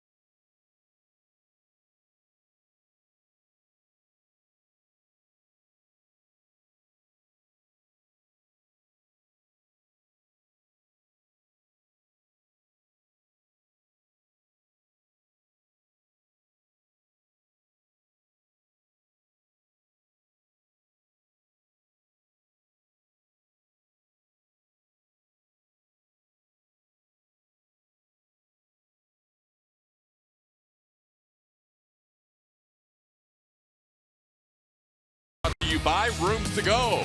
When it's time to decorate, Rooms to Go makes it easy and fast, all at great low prices. Bottom half of the fifth inning, Astros putting a 3-spot on the board in the fourth. 2 of them coming home on the Evan Gattis home run, the other on the George Springer RBI double. And with Wade LeBlanc throwing a lot of pitches the last couple of innings, he is out of the game, and Chasen Bradford on for the Mariners. This will be the second time we've seen Chasen Bradford in this series. He threw a clean inning last night, making it his 20th appearance this season. Undefeated with that 4-0 record and a nice ERA at 1.90. 7 appearances. He has not allowed a run. He will face Jose Altuve, Carlos Correa, and Yuli Gurriel to lead off the fifth. Bradford last night faced Yuli, Evan Gattis, and Marwin Gonzalez to close out that Mariners 7-1 win.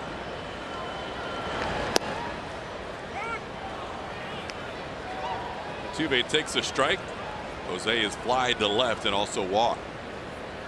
Bradford doesn't throw hard, around 91, 92 miles an hour. A little bit of a crossfire action, as you just saw, and the slider and changeup. On the ground, diving stop. Segura gets up in a hurry. His throw in time. Great play by the Mariners shortstop to get Jose Altuve for the first out of the fifth. Yeah, that's a pretty incredible play, because Jose Altuve can float down that first baseline. He makes normal ground balls pretty tough on defenses, but laying out, popping up, and making a strong throw, that is a great play.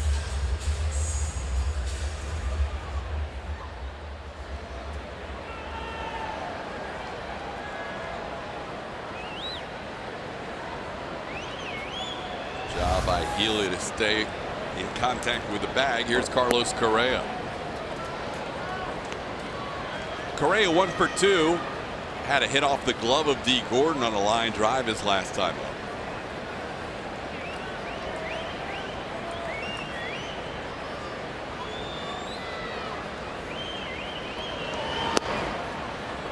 LeBlanc ends up going 4 innings, allowed 3 runs on 7 hits. He walked 3 Astros. And he also struck out 3. So now it's up to the bullpen for the Mariners. Lance, meanwhile, is through 5 innings with 71 pitches. 2-1 the count to Correa.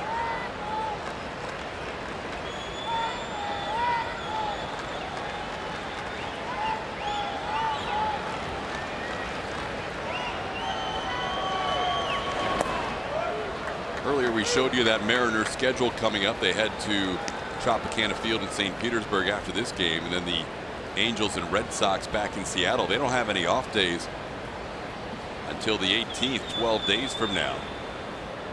So needing 4 or 5 innings out of their bullpen. Not exactly what Scott Service was hoping for on this second game of the series, and a 5-pitch walk to Carlos Correa as he takes one outside on the 3-1 offering, and he's a 1-out base runner. I think the real question is, are the Seattle Mariners going to have to refuel in midair going from Tampa to Seattle? I know, and playing a game. That's unbelievable. Yeah, Sunday day game in Tampa and all the way out to Seattle after that.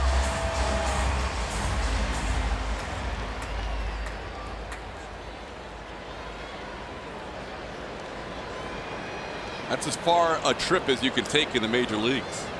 Actually, Miami to Seattle would be slightly further. Here's Yuli, ground ball and 2 hops. Segura, Gordon, and a double play.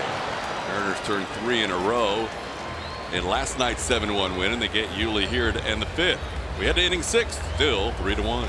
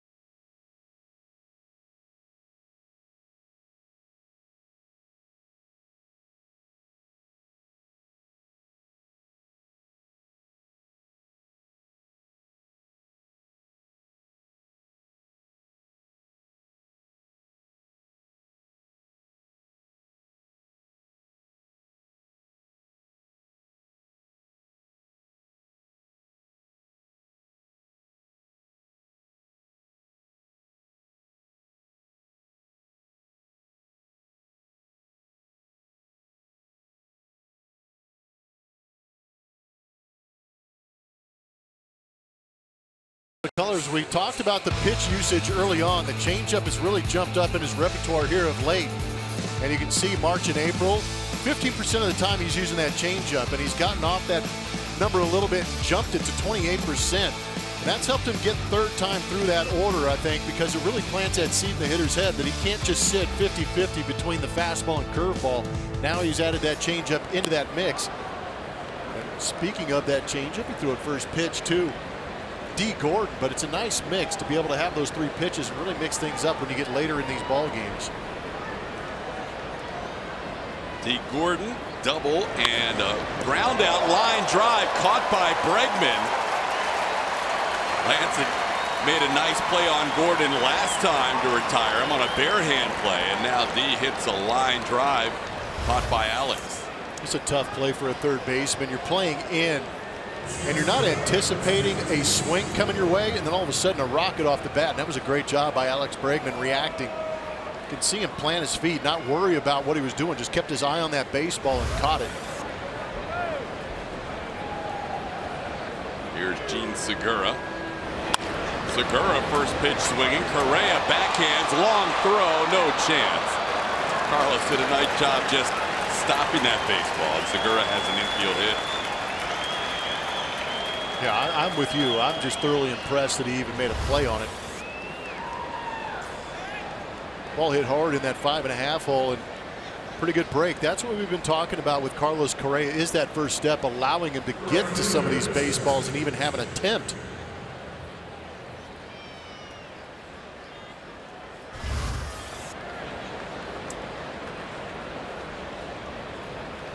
Here's Mitch Haniger.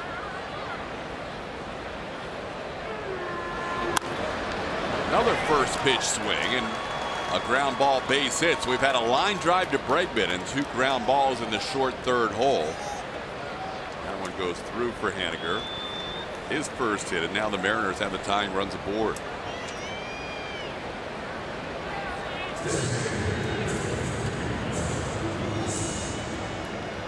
Now the guy that gave the Mariners a 1-0 lead his last time up, Nelson Cruz.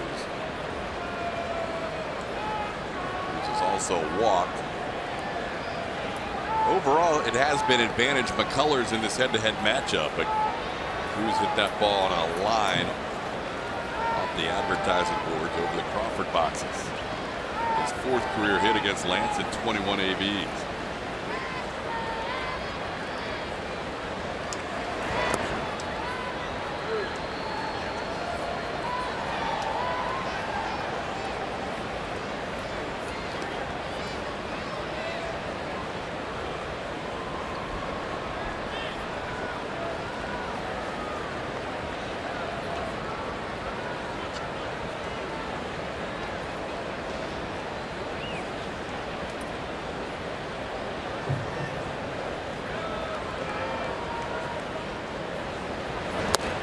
There's a strike. It's 1-1. Good curveball. That home run was hit on that fastball from Lance McCullers. He wanted to throw it away, keep it out of the reach of Nelson Cruz, but it tailed up and in, and he turned on it. A good job with that breaking ball.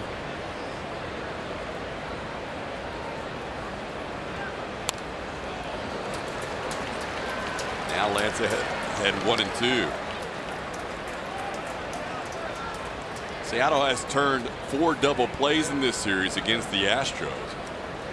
Astros have turned the 1 double play back in the 2nd inning on the Mariners.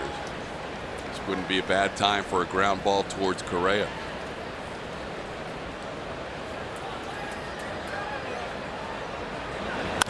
Ground ball towards Correa, but it's in the hole again. Around third comes Segura. He'll score. 3 straight ground ball base hits in relatively the same spot between short and third. Now it's a 1-run game. Yeah, not that exaggerated shift we're accustomed to seeing from the Houston Astros, but a changeup that tailed back over the plate. Got the ground ball, but just slow enough to allow Nelson Cruz to get the barrel to it and hit it firm through that 5.5 spot. And you're going to see teams test that arm of Tony Kemp no matter where he's at. Segura, Haniger, and Cruz all with ground ball base hits in that 5-6 hole. Here's Kyle Seager. Takes one inside for a ball, and Lance getting a little frustrated out there. Fortunate to get D. Gordon on a line drive, but then he's been getting ground balls just finding their way to the outfield.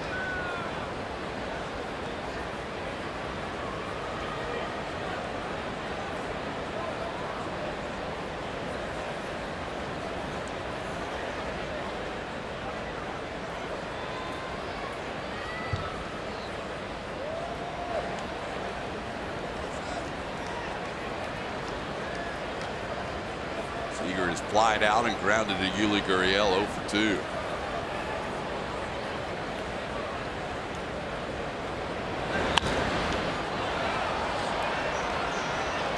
Down evens at 1 apiece.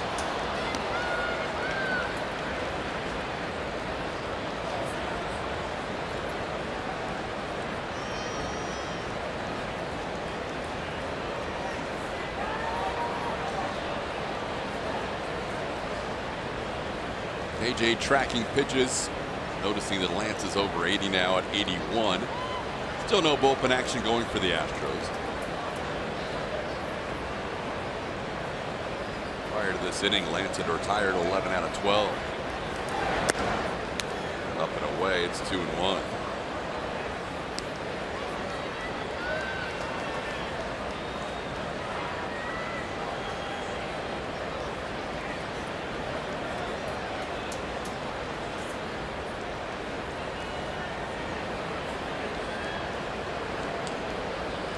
Colors ground ball rate this year not quite as high as last year, but still well above average at almost 56%. Last year he was at 61. Slicing fly ball. Tony Kemp near the line, has a play, puts it away for the second out of the inning. Seager retired. Haniger stays at second. Cruz stays at first.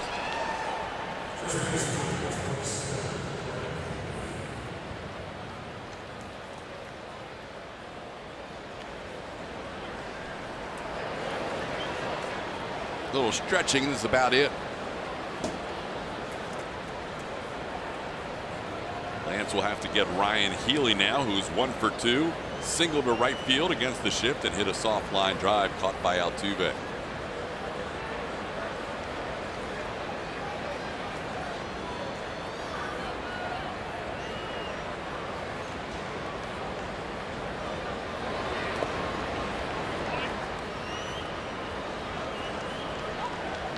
Federovich, another block on a pitch down in the dirt.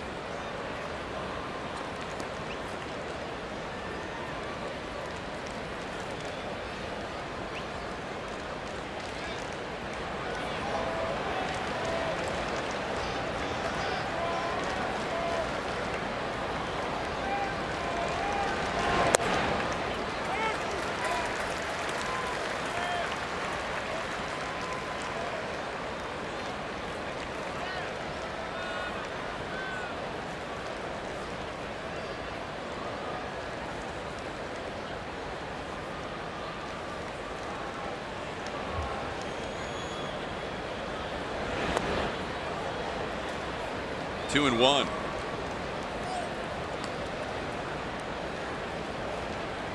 Threw a great breaking ball to get that first strike. As good as it was, I was kind of hoping he'd throw it again, back to back, double up on it. Decided to go to the changeup, fell behind.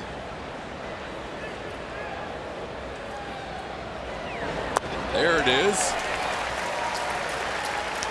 It's a good pitch. And you've got it, you get in the hitter's head by throwing one of those filthy ones early on. Especially right-handed hitters.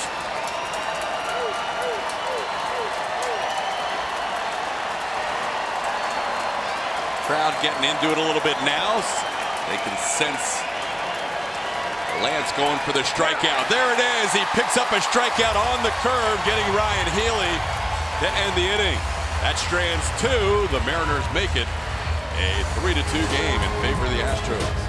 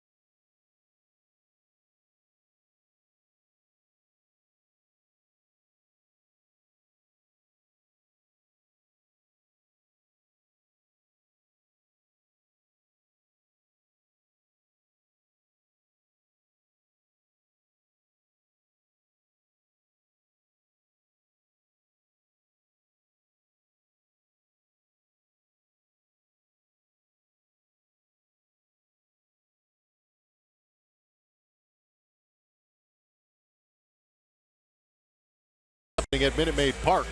This month's calendar includes Superhero Day, Yuli Gnome with Troll Hair giveaway, and an Astros Fedora giveaway. Visit astros.com/promotions for tickets and the full list of events. Yuli Gnome Troll Hair. It's going to be a big one. It's a lot going on. A lot happening there. As we head to the bottom half of the 6th inning, the Mariners go back to their bullpen with Josh Reddick due up first and Tony Kemp due up fourth. They'll go to the left-hander, James Pazos. Stating the obvious when I'm saying that Pazos is having a very good start to this season. That 1.31 ERA is extremely nice, doing great work for Scott Service in 23 games. That is the 3rd lowest ERA among American League relievers. Throws pretty hard for a left-hander, averaging almost 95 miles an hour. He accompanies that pitch with a slider. Here are all the Wooston fans with Josh Reddick back. I know they are appreciative that he's back, and the Corpus Christi fans were very happy to see him for a couple of nights, Julie. He was a fan favorite, to no surprise. Everyone loves his personality, and he was great about signing autographs before the games, brought in the Spice Girls for his walk-up music. Just wanted to have a lot of fun while he was trying to get himself ready. He said he usually does that. He usually tries to find some kind of crazy song to get everyone going. And he also fed the hooks very well. You know, that's part of it. If you're going to go on a rehab assignment, you've got to take care of the guys and feed them a good dinner. So Outback was served, PF Chang's was served. He actually got a huge cake for dessert. It did not go to WWE SmackDown. He decided against that. Stuck with just the rehab assignment, made his way back to get in the lineup today. Yeah, good to see him back in there. Reddick with that fly out to left, 1 for 3 now with a run scored. He scored when Evan Gattis hit a towering home run to make it a 2-1 game. Gattis with the 2nd highest launch angle since StatCast has kept track of these things since 2015 in Astros history in that time. 44 degrees, stayed up in the air a long time. It was up near those rafters. Having a home run and a walk in this game. And he feels pretty comfortable in there against James Pazos. Evan is 3 for 3 in his career against Pazos. Double, home run, and double.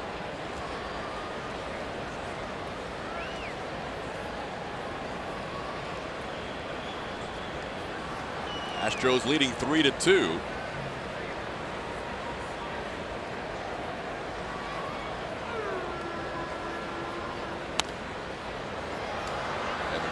Back. It's 1-2. One of the fun tools we have here at home is the StatCast. We are using it for this home run, and there's that 44-degree launch angle that Todd was talking about. Up in the air, good hang time. Perfectly located too in those Crawford boxes. He's now just 1 behind Carlos Correa for the 2nd most home runs on the team. Springer 13, Correa 10, and now Gattis with 9.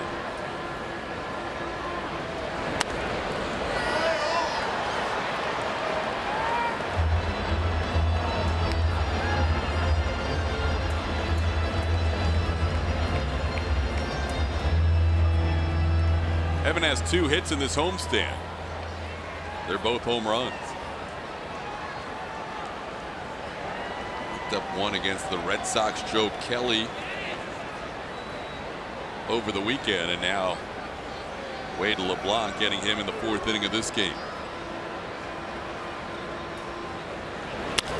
On the ground, diving attempt by Seager. Gattis now 4 for 4 in his career against Pazos. He's 2 for 2 tonight and has been on base all 3 times.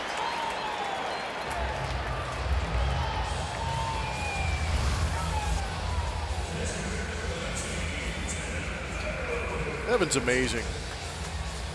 I mean, there is not a pitch around that beard he's not afraid to go after. Turns them into doubles, triples, base hits. We did that hot cold zone not too long ago. It's amazing how every section of the top portion of that zone is on fire. I wonder why teams pitch him up there. Fear the beard. Or you get it near the beard. Tim Fedorovich, the batter. Fedorovich 1 for 5 in his 2 starts as an Astro. 0 for 2 tonight. Count of 1-1.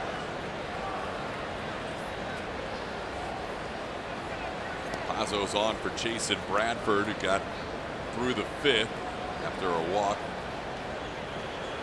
Picked up a double play. Astros have hit into a lot of double plays in these 2 games.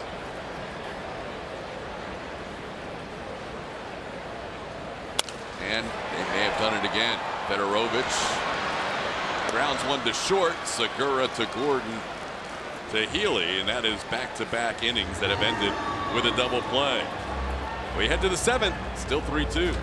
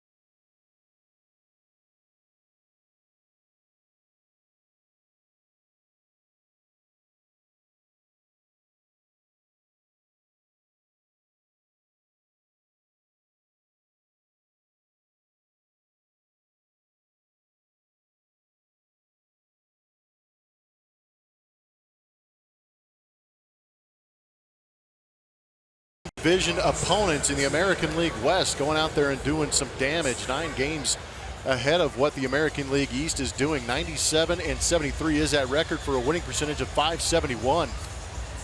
At American League Central, not as good. Getting roughed up a little bit. A little bit of a discrepancy, huh? Ooh. 68 and 113. Happens. Plenty of season left. Cleveland leading that division 3 games over. They have a 3.5 game lead. This ball is hit well to right field. Denard Span has just tied the game with a home run. It is 3 apiece. Leadoff home run for Span, his 5th. His first as Mariners is coming over in that trade with Tampa Bay, and it's tied at 3. We've seen the Mariners be aggressive early in counts. Going all the way to the leadoff man, D. Gordon, in this game. Took a fastball, center cut, and drove it. This is center cut also. See Fedorovich set up on the inside corner, trying to get in on the hands of Denard Span, but unable to do it, leaving that pitch up out over the plate. Lance knew it.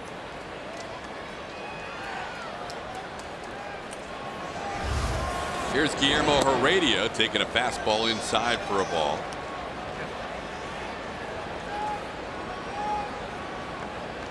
Mariners with their 2nd home run of the game. First time Lance has allowed more than 1 home run in a start against Seattle.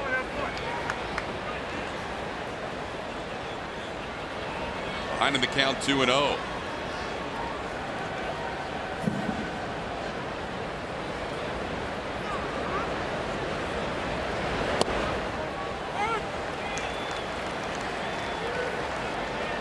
The 4th start this season where Lance has allowed 3 earned runs or more. Home run by Cruz, home run by Span, and an RBI single by Cruz as well. Now it's 3-1. Fedorovich out to talk with Lance as Chris Davinsky has been warming up since the start of this inning. Well, that's what's hard too, is when your offense isn't scoring runs like the Astros had issues doing here at Minute Maid Park. Is Lance is going out there, and if he left this ball game right now as it is, he would have a quality start. 6 innings, three runs given up. Instead, he feels like he's fighting for his life.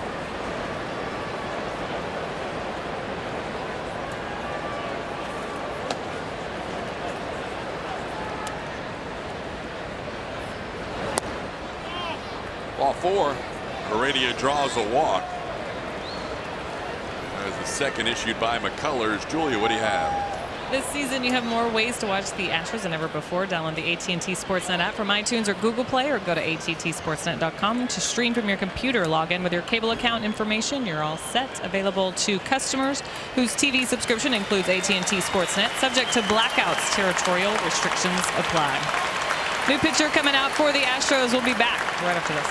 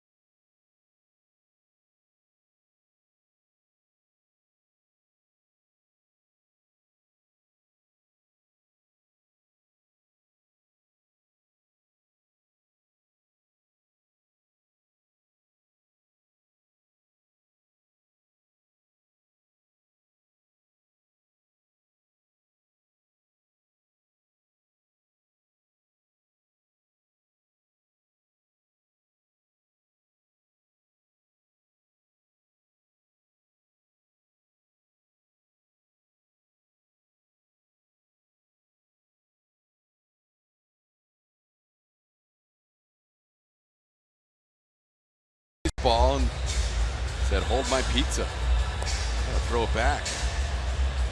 Yeah, I hope they got some StatCast on that. Pretty good arm. It's a great arm. 2026 first round pick out of Houston. So Lance leaves after the walk to Guillermo Heredia. Taking over will be Chris Stavinsky. Chris Stavinsky on the mound, taking over for Lance McCullers, trying to keep this thing right where it's at and allow the opportunity for the offense to come back. 24 games this season and a sub-2 ERA by a point.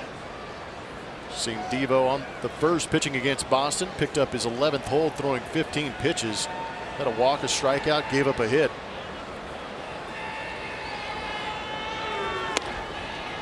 Facing Mike Zunino, who is grounded out and flied out to right field.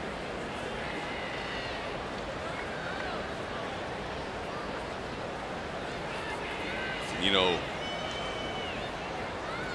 bats with Heredia on first in a tie game. Nobody out in the 7th inning. We're seeing a lot of Astros offensive double plays. They have hit into 5 over this series. They ended the 5th, 6th, and 7th inning last night hitting into a double play. And tonight they have ended the 5th and 6th hitting into a double play. Astros could take a double play here. Wouldn't get him out of the inning. There's nobody out. It seems like it has to even up a little bit at some point. You would hope, especially with the defense the Astros have. These guys are good at picking it up and turning it. The double play is always a little more challenging with the shift, and there are 3 on the left side of the infield for Houston against Zunino. Puts a lot of pressure on Jose Altuve with the right-handed hitter up there. Off the end of the bat, it's 2-1. There is Altuve on the third base side of second base. Good time for a snack.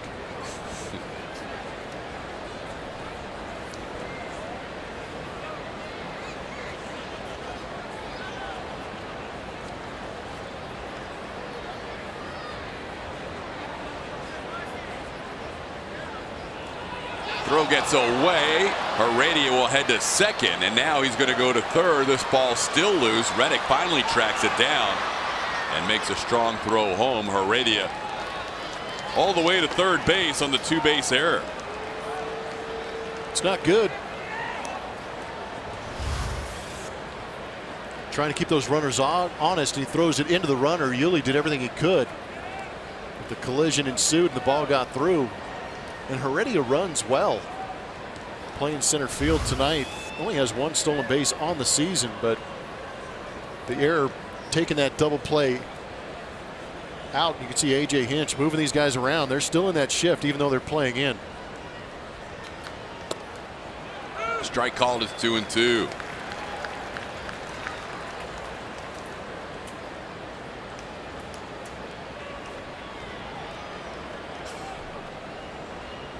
Mariners led this game 1-0. Astros took a 3-1 lead, and now it's tied.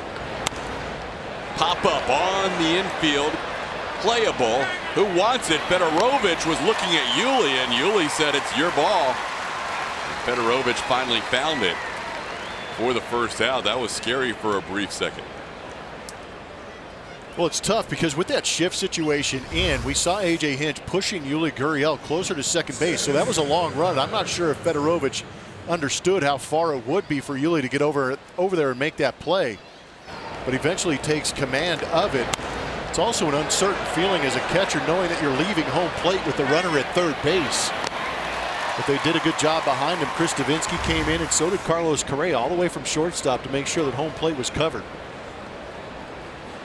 So now the infield stays in with D. Gordon batting.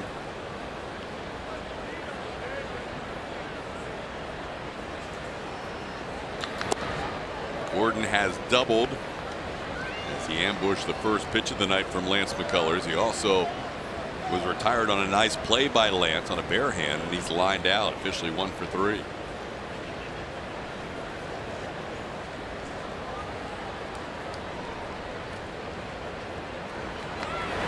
Swings to the high fastball. It's 1-1.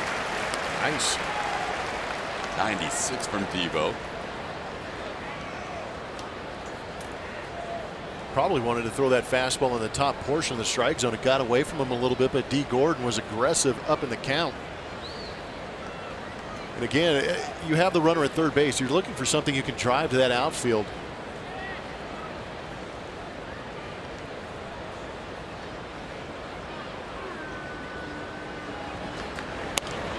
On the ground, foul.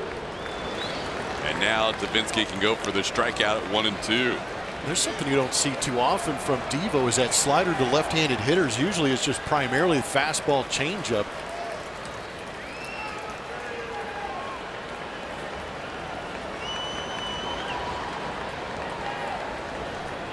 Last time he faced D. Gordon, he was able to strike him out. Ahead 1-2 here. Gordon stays alive.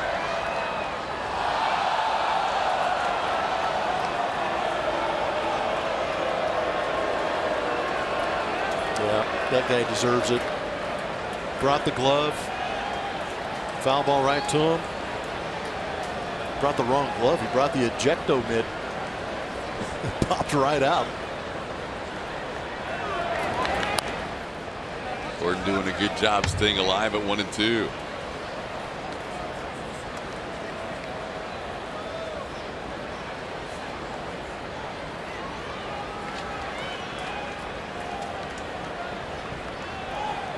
Colors goes 6 innings plus 2 batters in the 7th.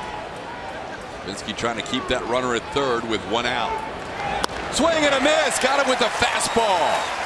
Chris Davinsky striking out D. Gordon. 2 big outs in the inning now. Big strikeout. Take the pressure off your defense and just blow the noise right past D. Gordon at 96. Good sequence from Devo. Even Orbit has one of those Devo hats. That is a huge red Solo Cup. 2 outs, runner on third, and Gene Segura the batter. Blocked by Fedorovich, 1-0.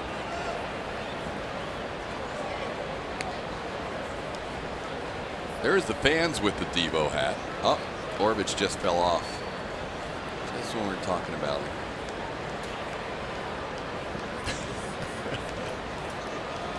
You can see him leaving beyond the top part of your screen. It's 1-0 to Segura. Outside 2-0. Segura with hit number 81 on the season. His last time up, and now the Devo hat is off and the regular Astro hat is back on for Orbit.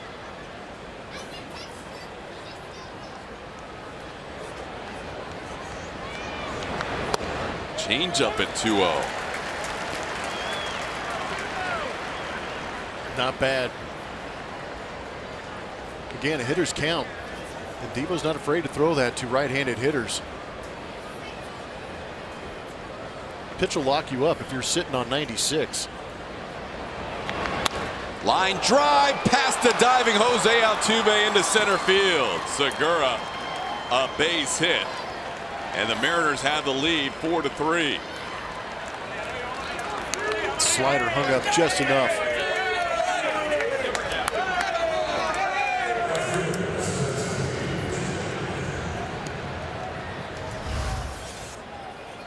Trying to go to that outside corner. It stayed up out over the plate. Segura did a great job staying on it, using the big portion of the field up the middle.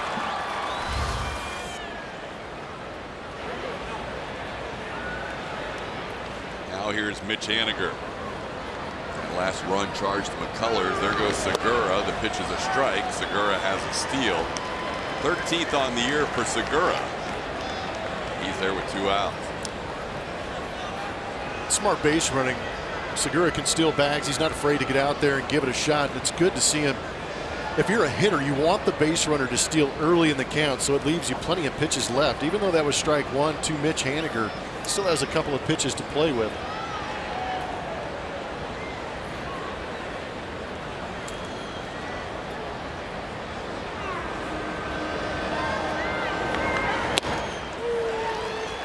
This is the fastball. It's 0-2. Final line on Lance gives up 4 runs in 6 innings. That inherited run coming around to score. Might end up being an unearned run depending on what happens here. Davinsky's 2-base error helped Heredia across the plate. The 2 pitches popped up. Yuli looking to see if he has room, and he doesn't quite have room, just beyond his outstretched glove in the camera well.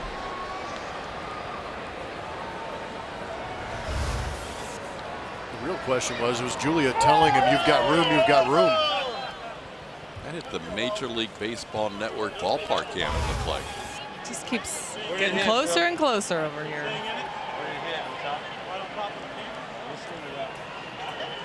Were you telling him how far he had to go, Julia? No, I'm just trying to protect myself over here. Totally understandable. That hit the ballpark cam?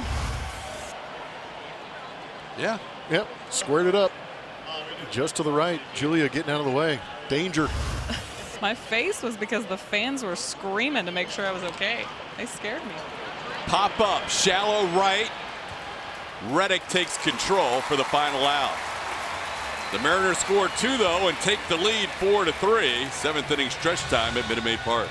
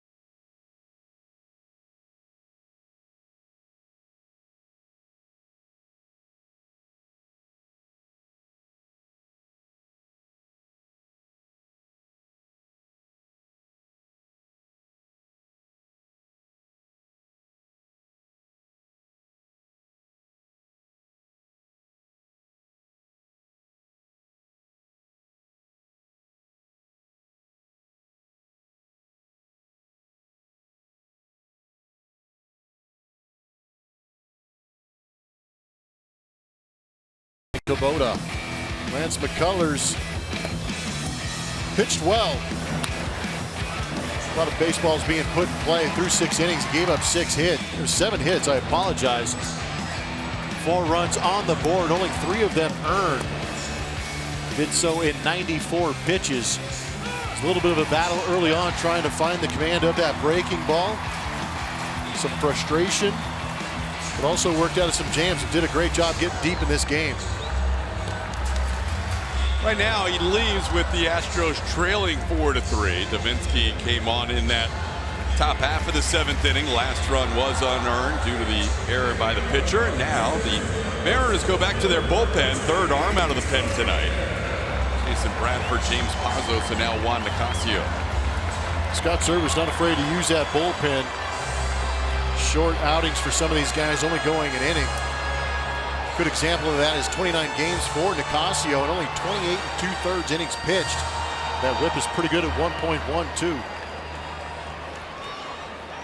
Facing Tony Kemp to start the inning. Kemp 2 for 2 tonight, facing a right-hander for the first time. He doubled and singled against Wade LeBlanc. Came around to score the Astros' 3rd run of the night. At the time, it was a 3-1 game. Now the Astros trail 4-3. Fastballs normally to left-hand hitters, but he starts off Tony Kemp with a slider.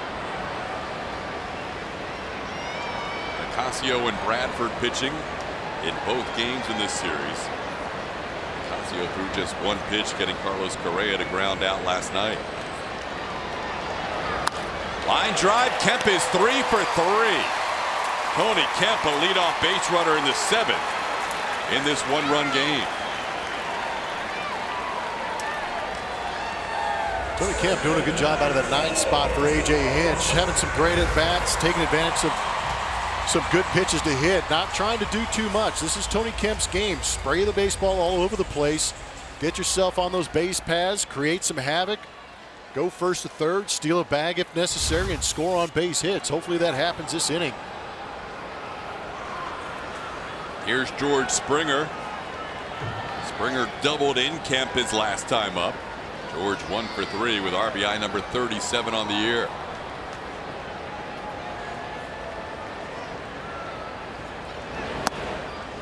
Takes a slider away, 1-0. He will throw the slider, will Nicasio, more often to the right-hand hitters. It's the first hit the Mariners bullpen has given up in the last 3 games.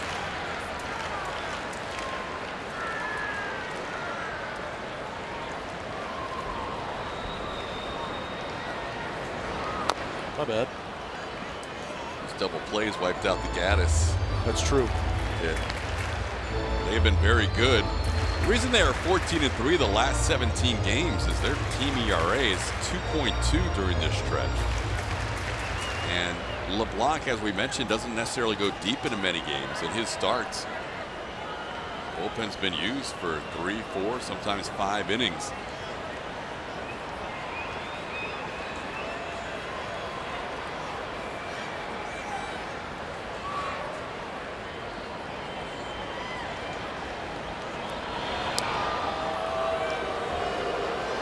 Mariners 5-1 in LeBlanc's 6 starts coming into tonight.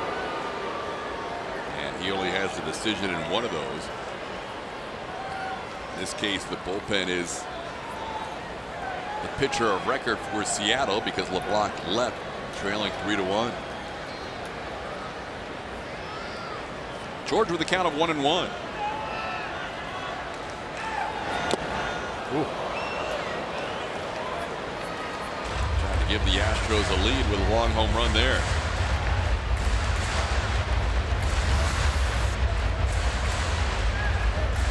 Good pitch to hit, man, right down the middle, 92 miles an hour. And you're right, if George connects on that, it's going to go a long way.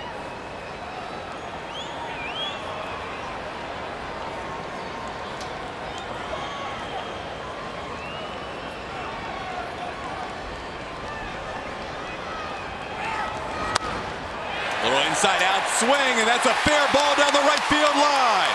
Tony Kemp to third. He'll be held there. Springer to second. Astros with second and third. Nobody out in the 7th inning.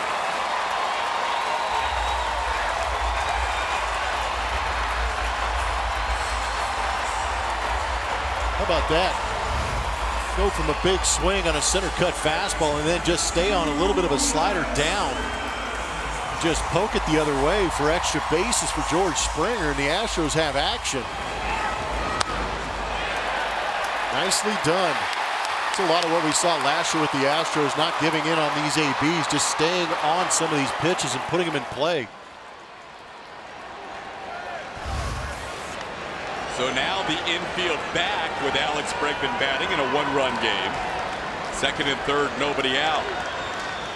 Casio goes to the windup and delivers just off the outside corner, 1-0. Bregman a single, a walk, glide out to left his last time up.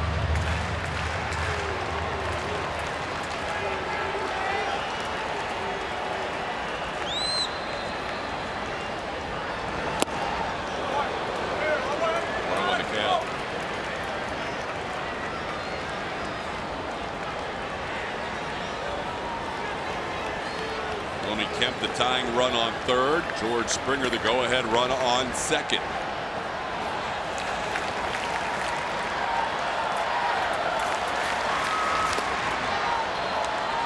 A piece of Mike Zunino on the foul ball.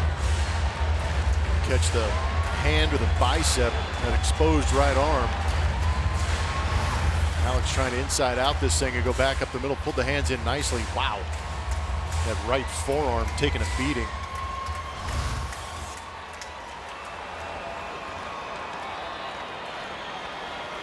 Nicasio now with a 1-2 count will go for a strikeout here. He has struck out 14 of the last 20 batters he had faced coming into this game. Likes to go to the slider when he's ahead against the righty. There it is, back through the middle. That's a base hit for Bregman. Tie game at 4. D. Gordon keeps it on the infield. Alex Bregman, an RBI single to make it 4-4.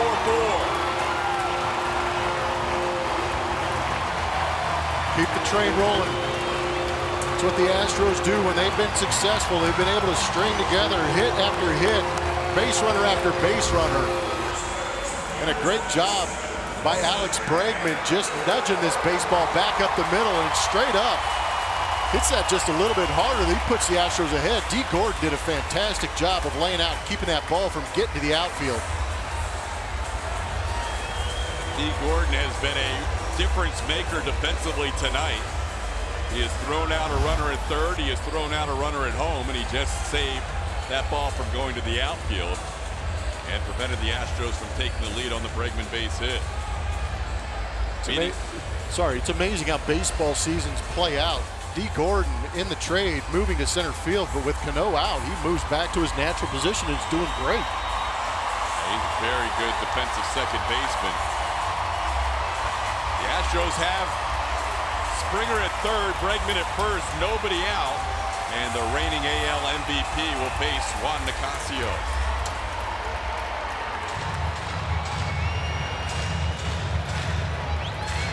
Altuve flied out deep to left. He is also walked. And he grounded out on a great play by the shortstop, Gene Segura.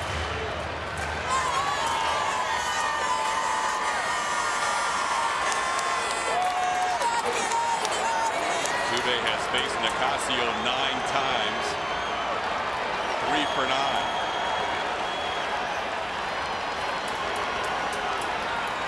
Infield in. Side ball 1. Altuve coming into tonight batting .367 with runners in scoring position.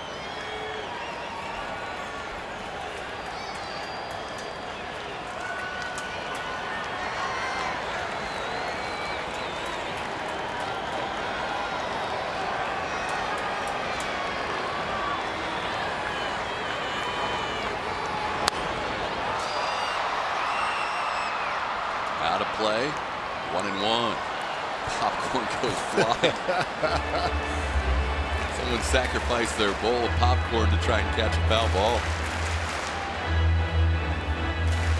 Yeah, popcorn is not a good tool for catching a pop-up.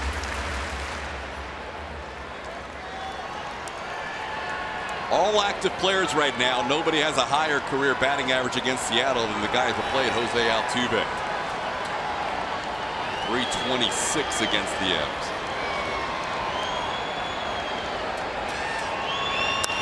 There's a base hit into left field. Scoring is Springer. Astros take a 5-4 lead on the Altuve RBI.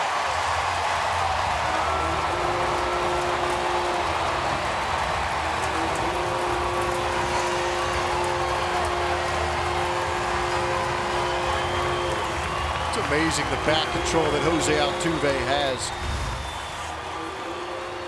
There's that slider down. He just brings the hands down, drops the barrel on it, yanks it into left.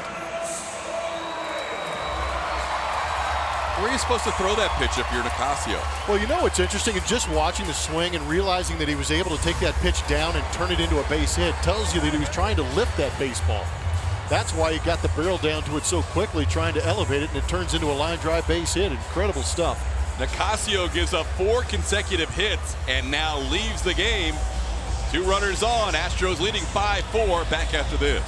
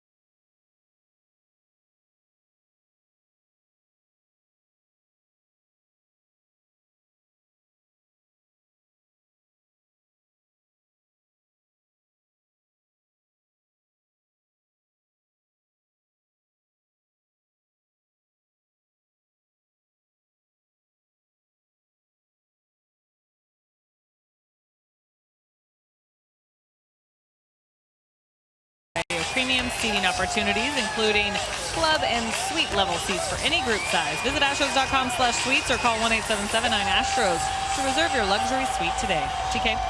All right, Julia, we continue on here in the bottom half of the 7th inning. Astros have already scored 2 runs to take the lead 5-4 in this back and forth game. Juan Nicasio fell behind all 4 hitters, gave up 4 straight hits, and now turns it over to Dan Altavilla. Hard throwing Dan Altavilla, 21 games, 19 2/3 innings pitched. He has 22 strikeouts, but in 19 2/3, he's also walked 15.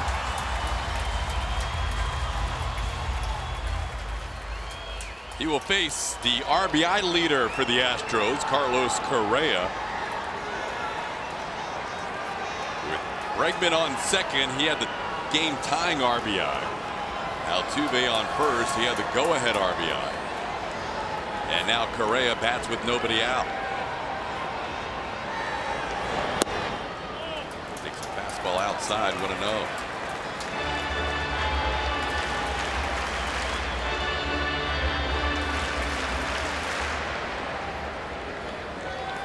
Altavilla gave up 9 home runs in 46 2/3 innings last season.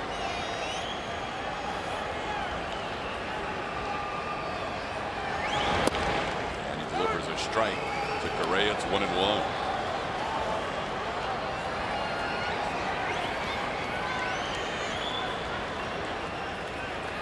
Fifth pitcher of the night for the Mariners.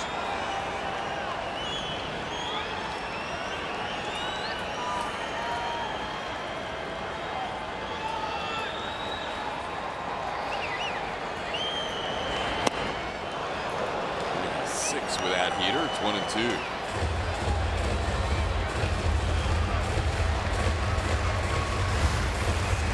Talked about Altavilla throwing hard, averaging 96 on that fastball. Good pitch elevated in the zone.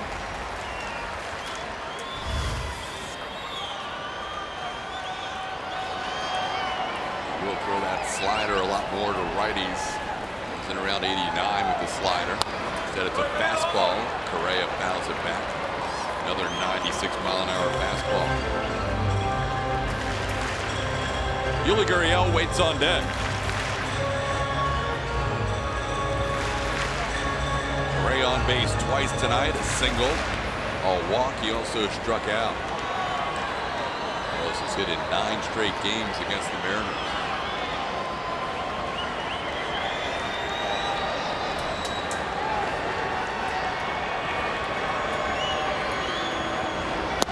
Swing and a miss on the slider.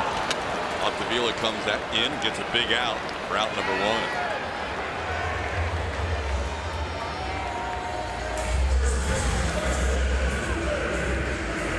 Power slider, 88 miles an hour.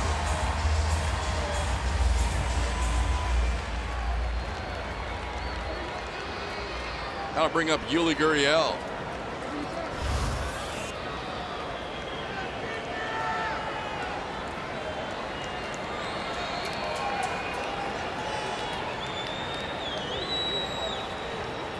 Yuli looking for his first hit tonight, riding an 11-game hitting streak.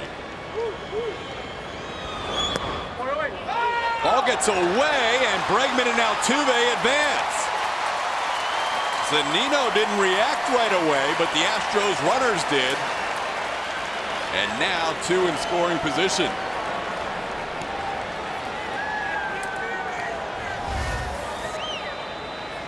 And you're not in a double play situation.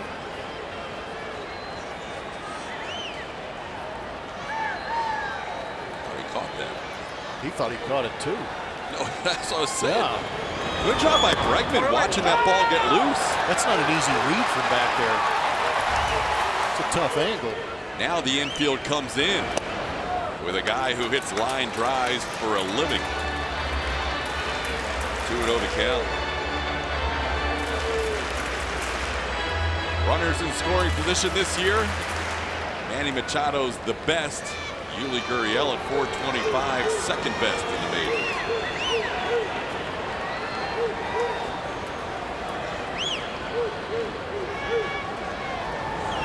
Up the middle, base hit. In comes Bregman. Altuve will score. Astros lead 7-4. Gurriel with 2 RBIs.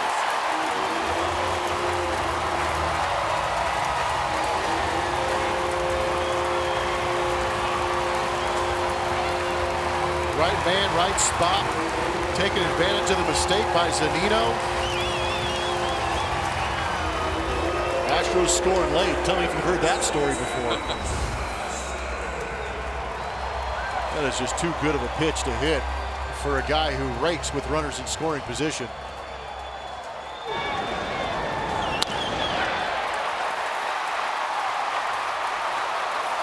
Well, getting behind in the count has really hurt the Mariners in this inning. Nicasio threw ball 1 to all 4 hitters.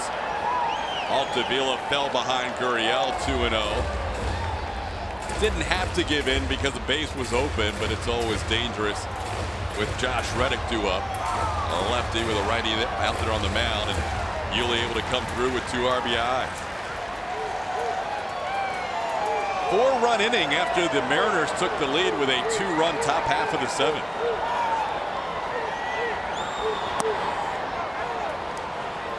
Josh with a 1-1 count. Reddick in his return to the Astros, 1 for 3 tonight. Little flare single to right, scored a run back in the 4th.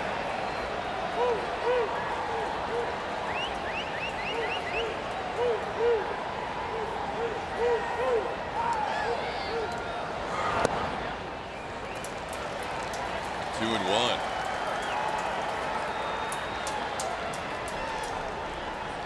Evan Gattis, who has been on base all 3 times, walk, home run, and single, waits on deck.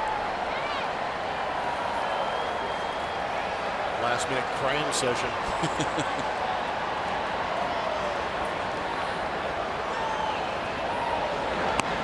Sometimes when you're on deck, you're thinking, I know this guy, I know this guy. Oh, wait, what did I just see? Let me double check.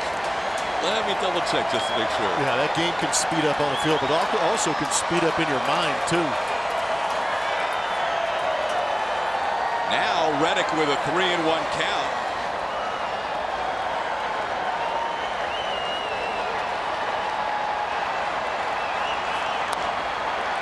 Little pop-up, back goes Segura. He will make the play over his shoulder for out number 2.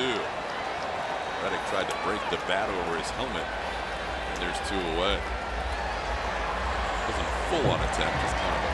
Not a Bo Jackson attempt. Not a Bo Jackson. But obviously 3-1 count. He wanted to drive that pitch. So here's Evan Gattis.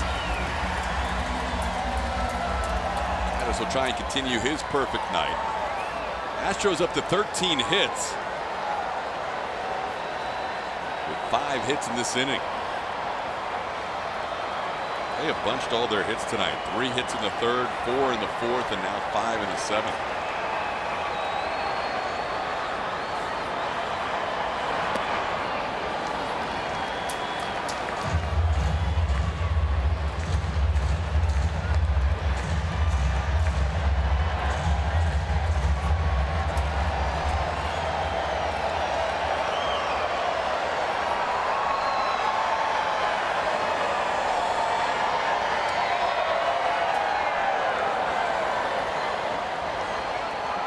Joe Smith has been loosening in the Astros bullpen.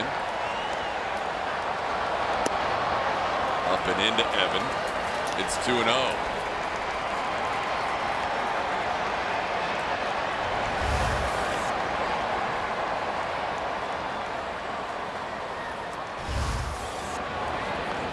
One thing, when Evan was struggling, it seems like he was always 0-2 or 1-2. Now that things are going well, it seems like he's been in some hitters' counts. 3-0. He's staring right at A.J. Hinch. What do you got? 3-0 green light? Was he really? Oh, it's got to be. AJ's like, you know what to do? He is begging for the green light right here. Got a guy out there throwing 96 miles an hour. If he lays one out over the plate, the way Evan Gattis, I know he hasn't been getting a lot of hits, but when he has, they've counted for some big runs.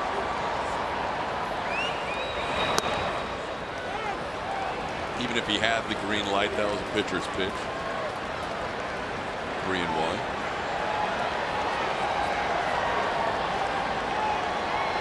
Assume he had it. Why not? Team is bolted out to a 3-run lead. We know it's a guaranteed fastball count against a guy like Altavilla.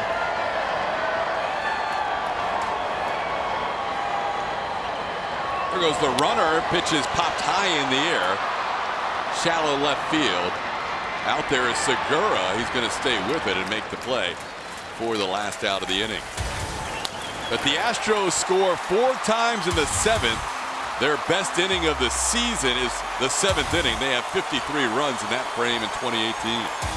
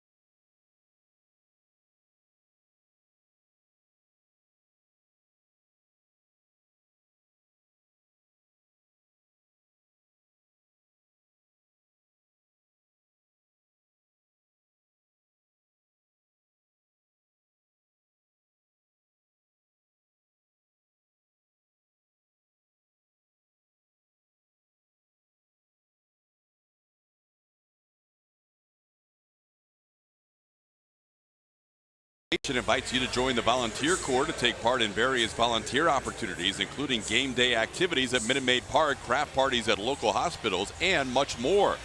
For more information and to sign up, visit astros.com/volunteer. A couple of changes in this inning for the Astros. One we were expecting, one we maybe weren't. Marwin Gonzalez takes over at shortstop for Carlos Correa.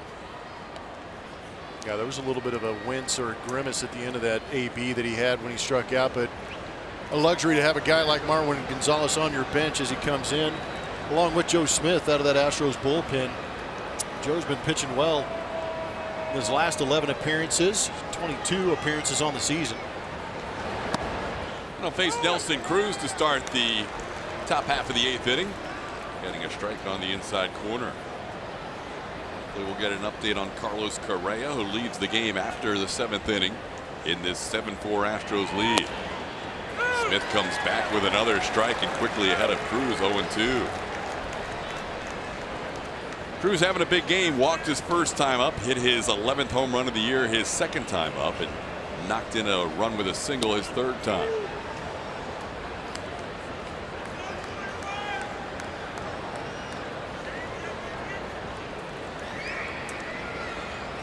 Pretty good numbers for Joe Smith against the big slugger for Seattle. Misses inside, it's 2-2.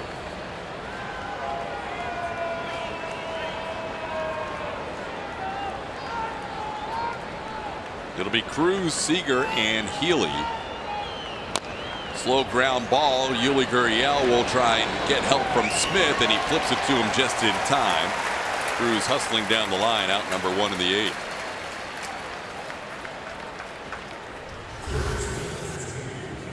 Here's a swing from Correa with those 2 strikes. Uh-oh. That's actually the previous swing on the 1 strike. That was for strike 2, but watch him grab that right oblique area. That is not good.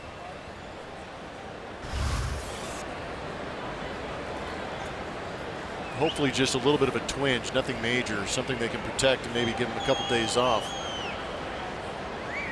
Here's Kyle Seager swinging and missing.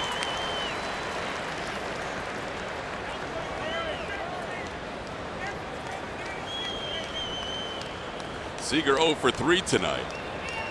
Astros have done a good job so far against him this year, with the exception of that opposite field home run into the first row of the Crawford boxes. Not a home run in a lot of stadiums, or maybe any other stadium, but it was last night, and it cost Dallas Keuchel 3 runs.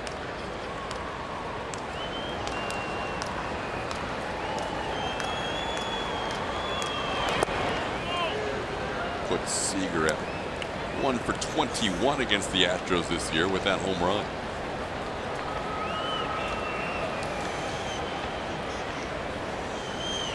Smith on for Chris Davinsky. Devo now the pitcher of record, as the Astros scored 4 runs in the bottom half of the last inning. 2-2 the count.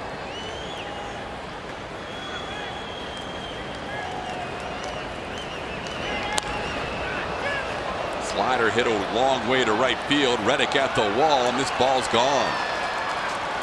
Both of Seager's hits against the Astros this year have been home runs. Seager picks up his 11th of the year. Mariners have hit 3 home runs in this game, and it's now a 7-5 game.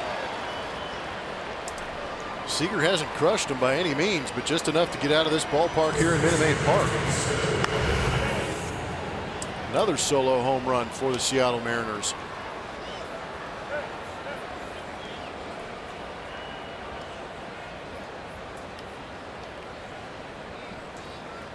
Brent Strom coming out to discuss things with Joe Smith. He was frustrated after that slider caught a lot of the plate.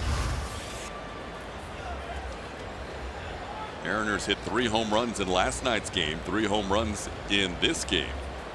They've been piling up the long ball in this series. Last night it was Seager, Segura, and Zunino. Tonight it has been Cruz, Span, and Seager.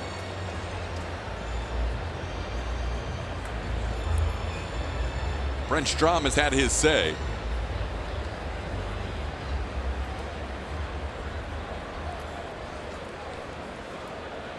Hector Rondon loosening up in the Astros bullpen in this 2-run game.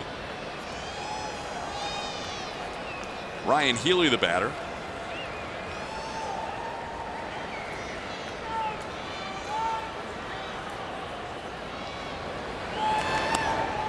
There's a good slider for a strike.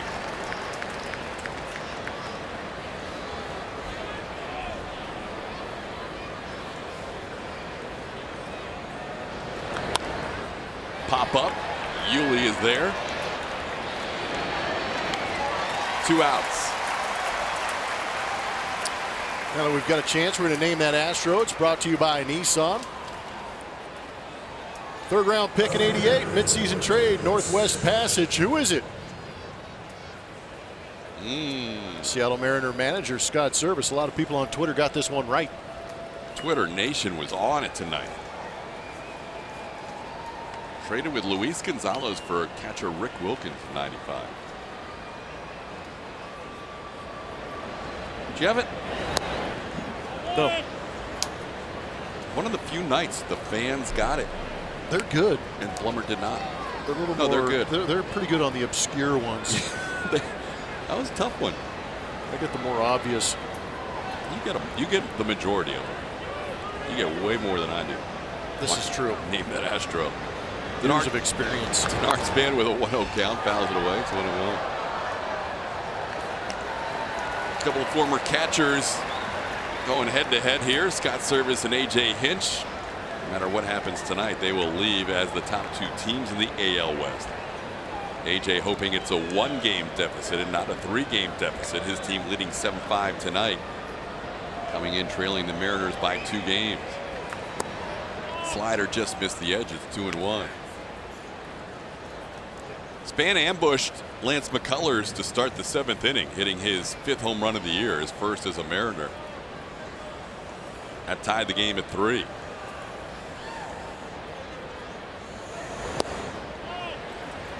And now it's 3-1.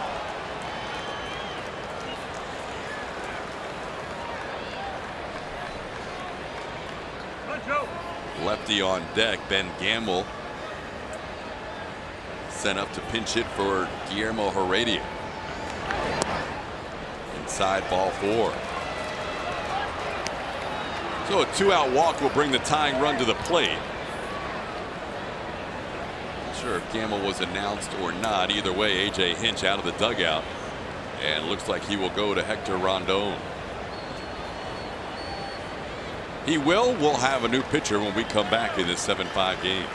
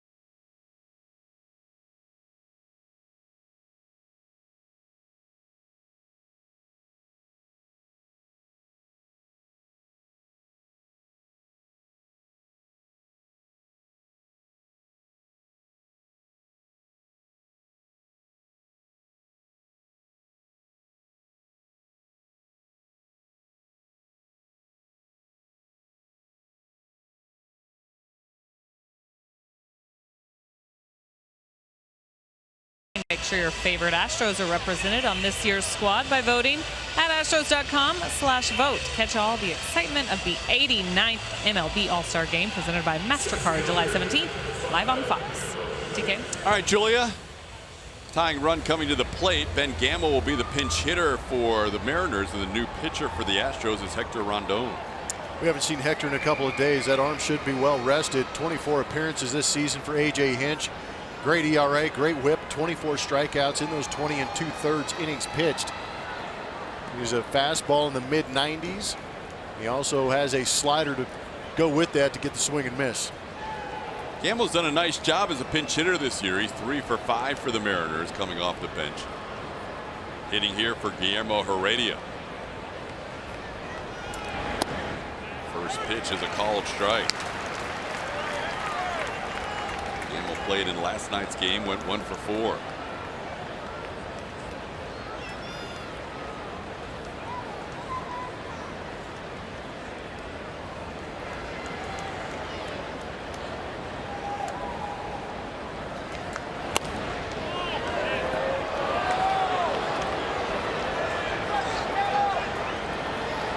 With that high-octane fastball, averages 96.5. That last one at 98.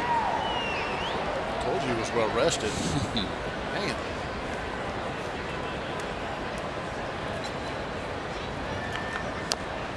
A little half swing by Gamble, and he's down in the count 1-2.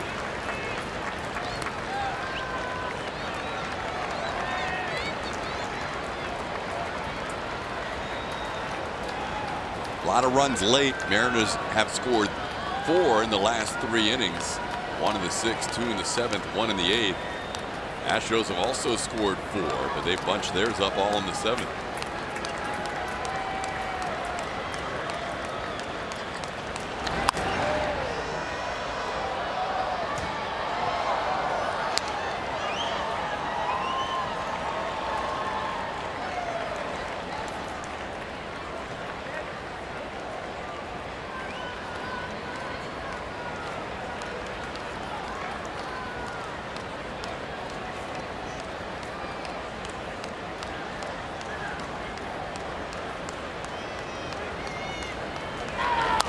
On the ground, Yulia, diving stop. He goes to his knees to make the play and picks up the unassisted putout to get through the 8th. Astros will carry a 2-run lead into the bottom of the 8th inning.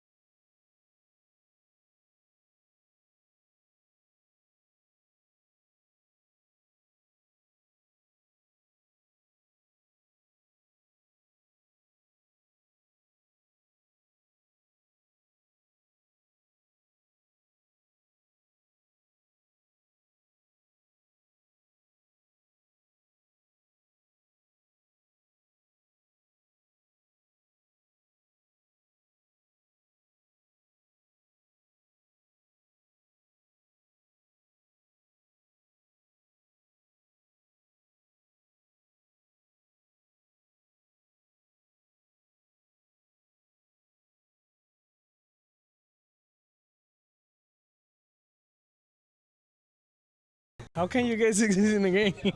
That's so hard to do it. I can listen to that all day. Chevy Stroke Bowl results. We asked which was your favorite Altuve moment so far this season, his reaction to George Springer getting 6 hits, or the silent treatment and celebrating by himself after his first home run of the year. What are the results? What did you guys vote for? Oh, it was the home run celebration.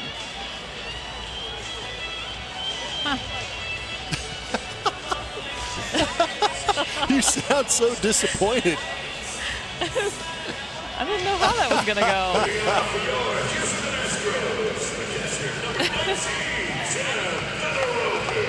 He makes those faces when he sees me try to take pictures of him before games. Have y'all seen those on my Twitter feed? Yeah. Yep.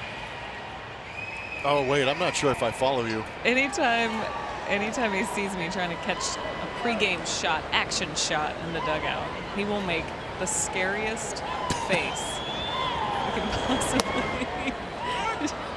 I'll show you guys some. Good stroke pull tonight. It was a good stroke hole. Thanks for voting. Altuve versus Altuve.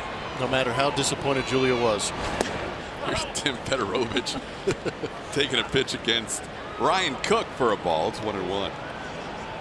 Ex-teammate Ryan Cook. The last time the Astros saw Ryan Cook, he was in an Oakland A's uniform in 2015. Foul and into the crowd. Peterovich making his second start as an Astro, looking for his first hit tonight. He's 0 for 3. Ex-teammate of yours? Yes. Ryan Cook? In Arizona. There you go. He was originally selected by the Diamondbacks out of USC in the 08 draft. Gets ahead, he'll throw that slider a little more, this time a fastball at 95.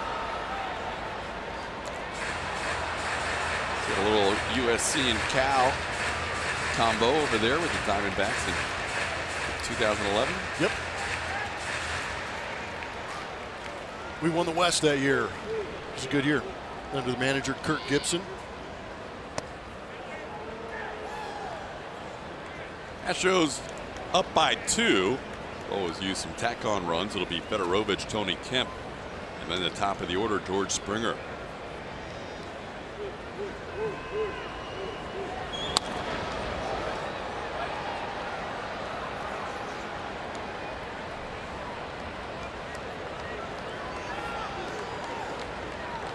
Astros scoring 7 runs tonight on 13 hits. Mariners 5 runs on 9 hits.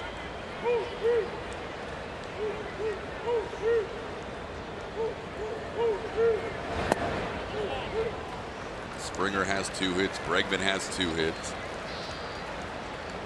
Gaddis has 2 hits. And the number 9 hitter on deck, Tony Kemp, is 3 for 3.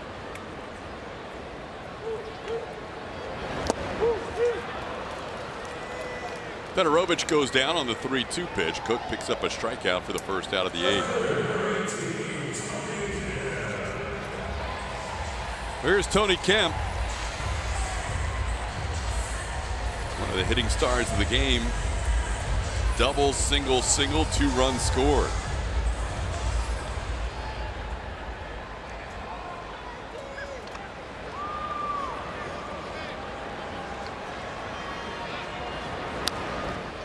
Fouls one bat.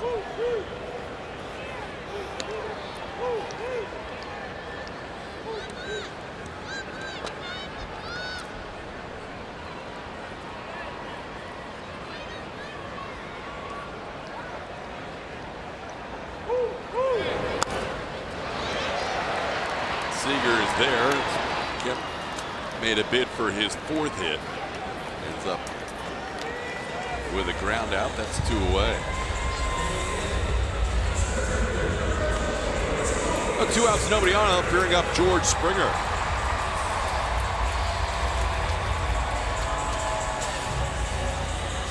Astros wrapping up a homestand tonight. If they hold on to this lead, it'll be a 3-3 homestand. They're about to embark on their longest road trip of the year. 4 against the Rangers beginning tomorrow in Arlington. Day off Monday, 3 with the A's and 3 with the Royals. 10-game, 11-day road trip. Believe it or not, by the time they get back home and towards the end of that next homestand, they will be at the halfway point of the season.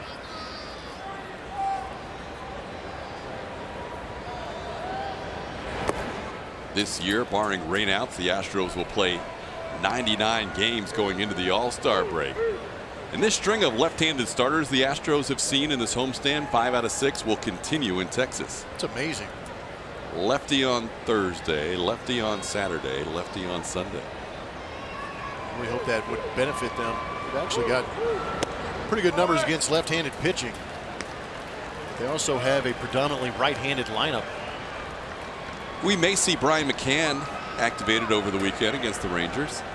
Today was his second big day working out, trying to come back from that knee issue. 3-1 pitch. George took a big swing and fouled it away. George with a couple of doubles his last 2 at bats. Started the game with a couple of ground outs to third.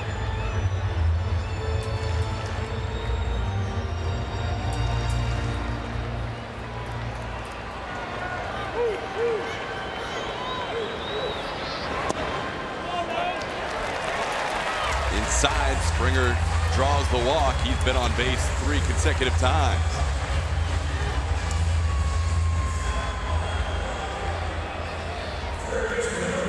I'll bring up Alex Bregman.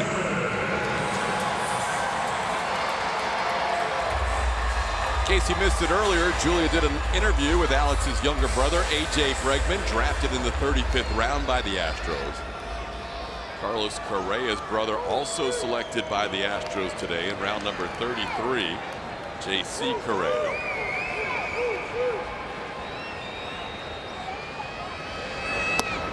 Correa taken 2 rounds before Bregman in this year's draft, and then 2 rounds after A.J. Bregman, Antonio Cruz selected.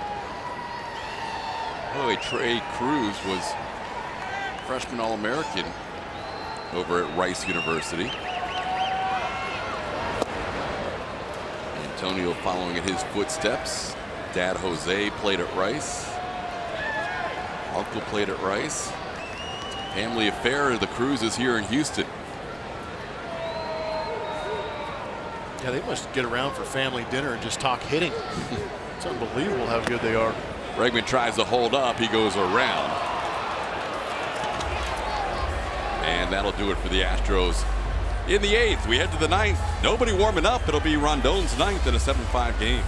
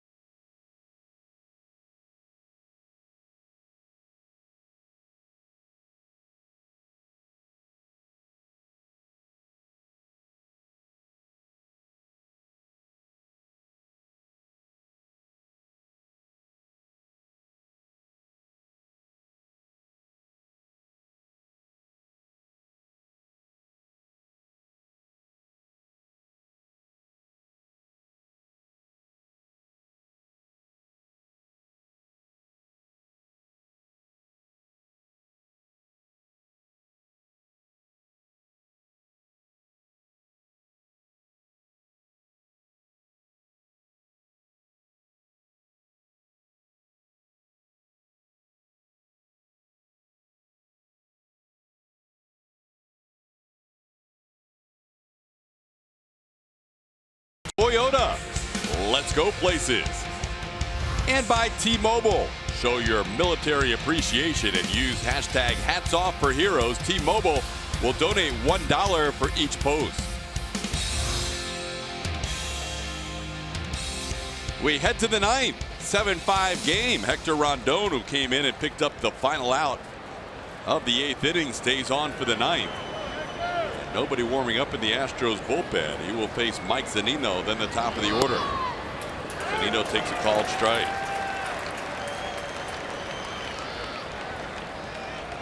So for now, it appears A.J. Hinch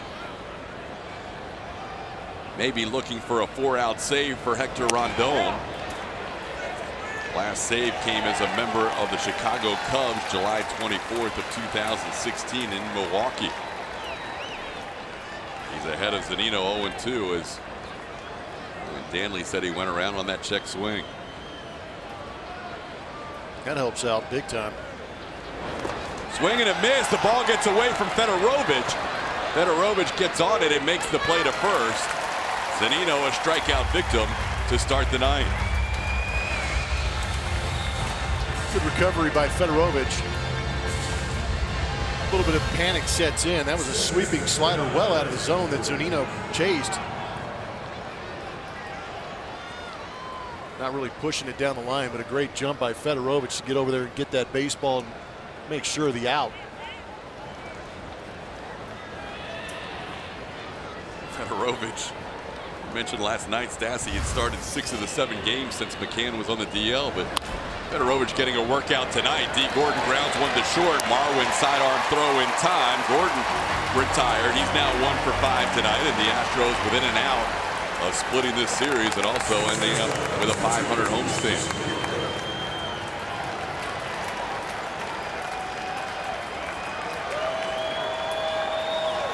But the dangerous Gene Segura at the plate. 2 more hits tonight, 82 on the season. He has that batting average up to 336.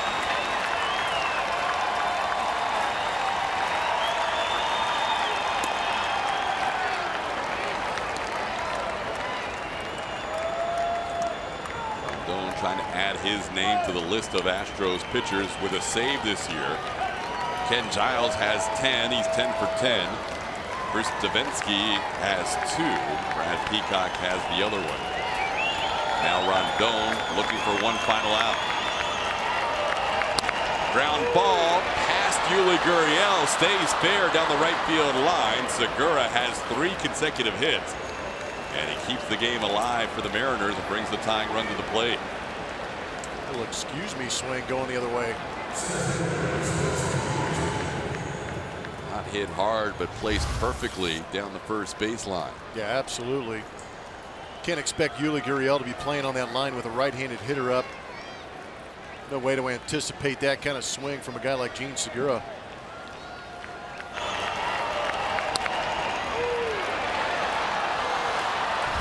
Now Rondon faces Mitch Haniger. Slider for a strike. Haniger leads the Mariners in runs batted in. Has never faced Rondon in a regular season game.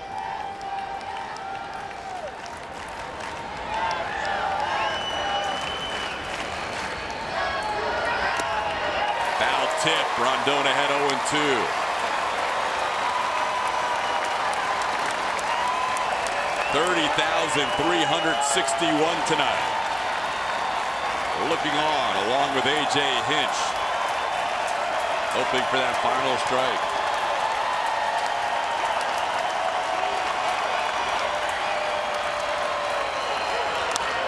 Into center field, base hit. Segura takes the turn. He'll head to third. Mariners had the tying runs aboard as Haniger with a single to center on an 0-2 pitch.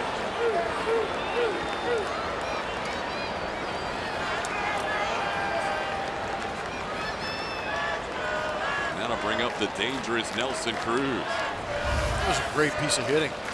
Tough slider down and away right where Rondon wanted it. But Haniger getting out there and getting the barrel to it and just punching it back up the middle.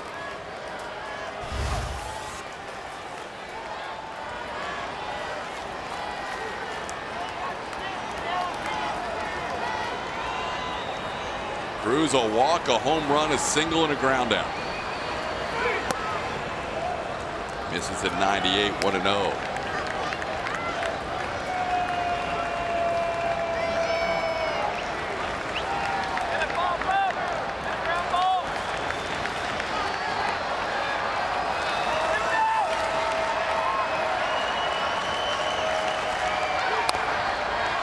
Off the end of the bat, 1-1.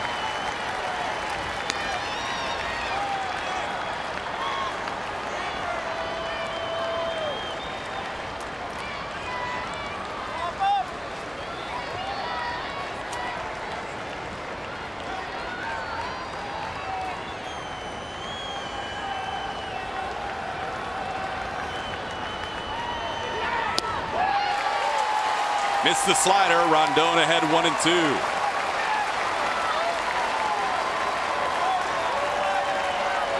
Second straight hitter. Rondon is ahead, looking for that final out.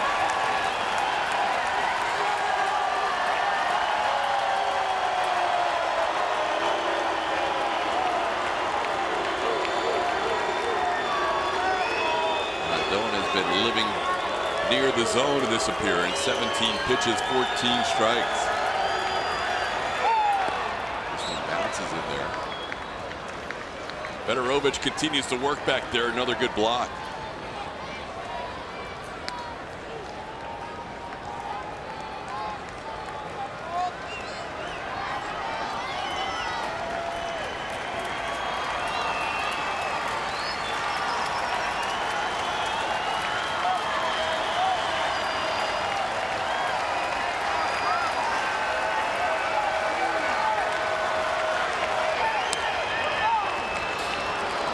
Ball misses away, 3-2. That'll give Haniger a head start off first. He represents the tying run.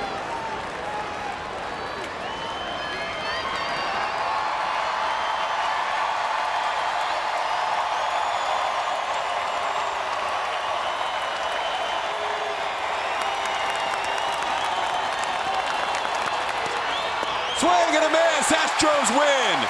Hector Rondon picks up his first Astros save and his first big league save since July of 2016. Astros win it 7-5, split the two-game series with the Mariners, and they will leave town on their longest road trip of the year, one game back in the American League West. 13 hits for the Astros, 11 for the Mariners, as they win it 7-5 tonight. We will have the post-game show coming up right around the corner.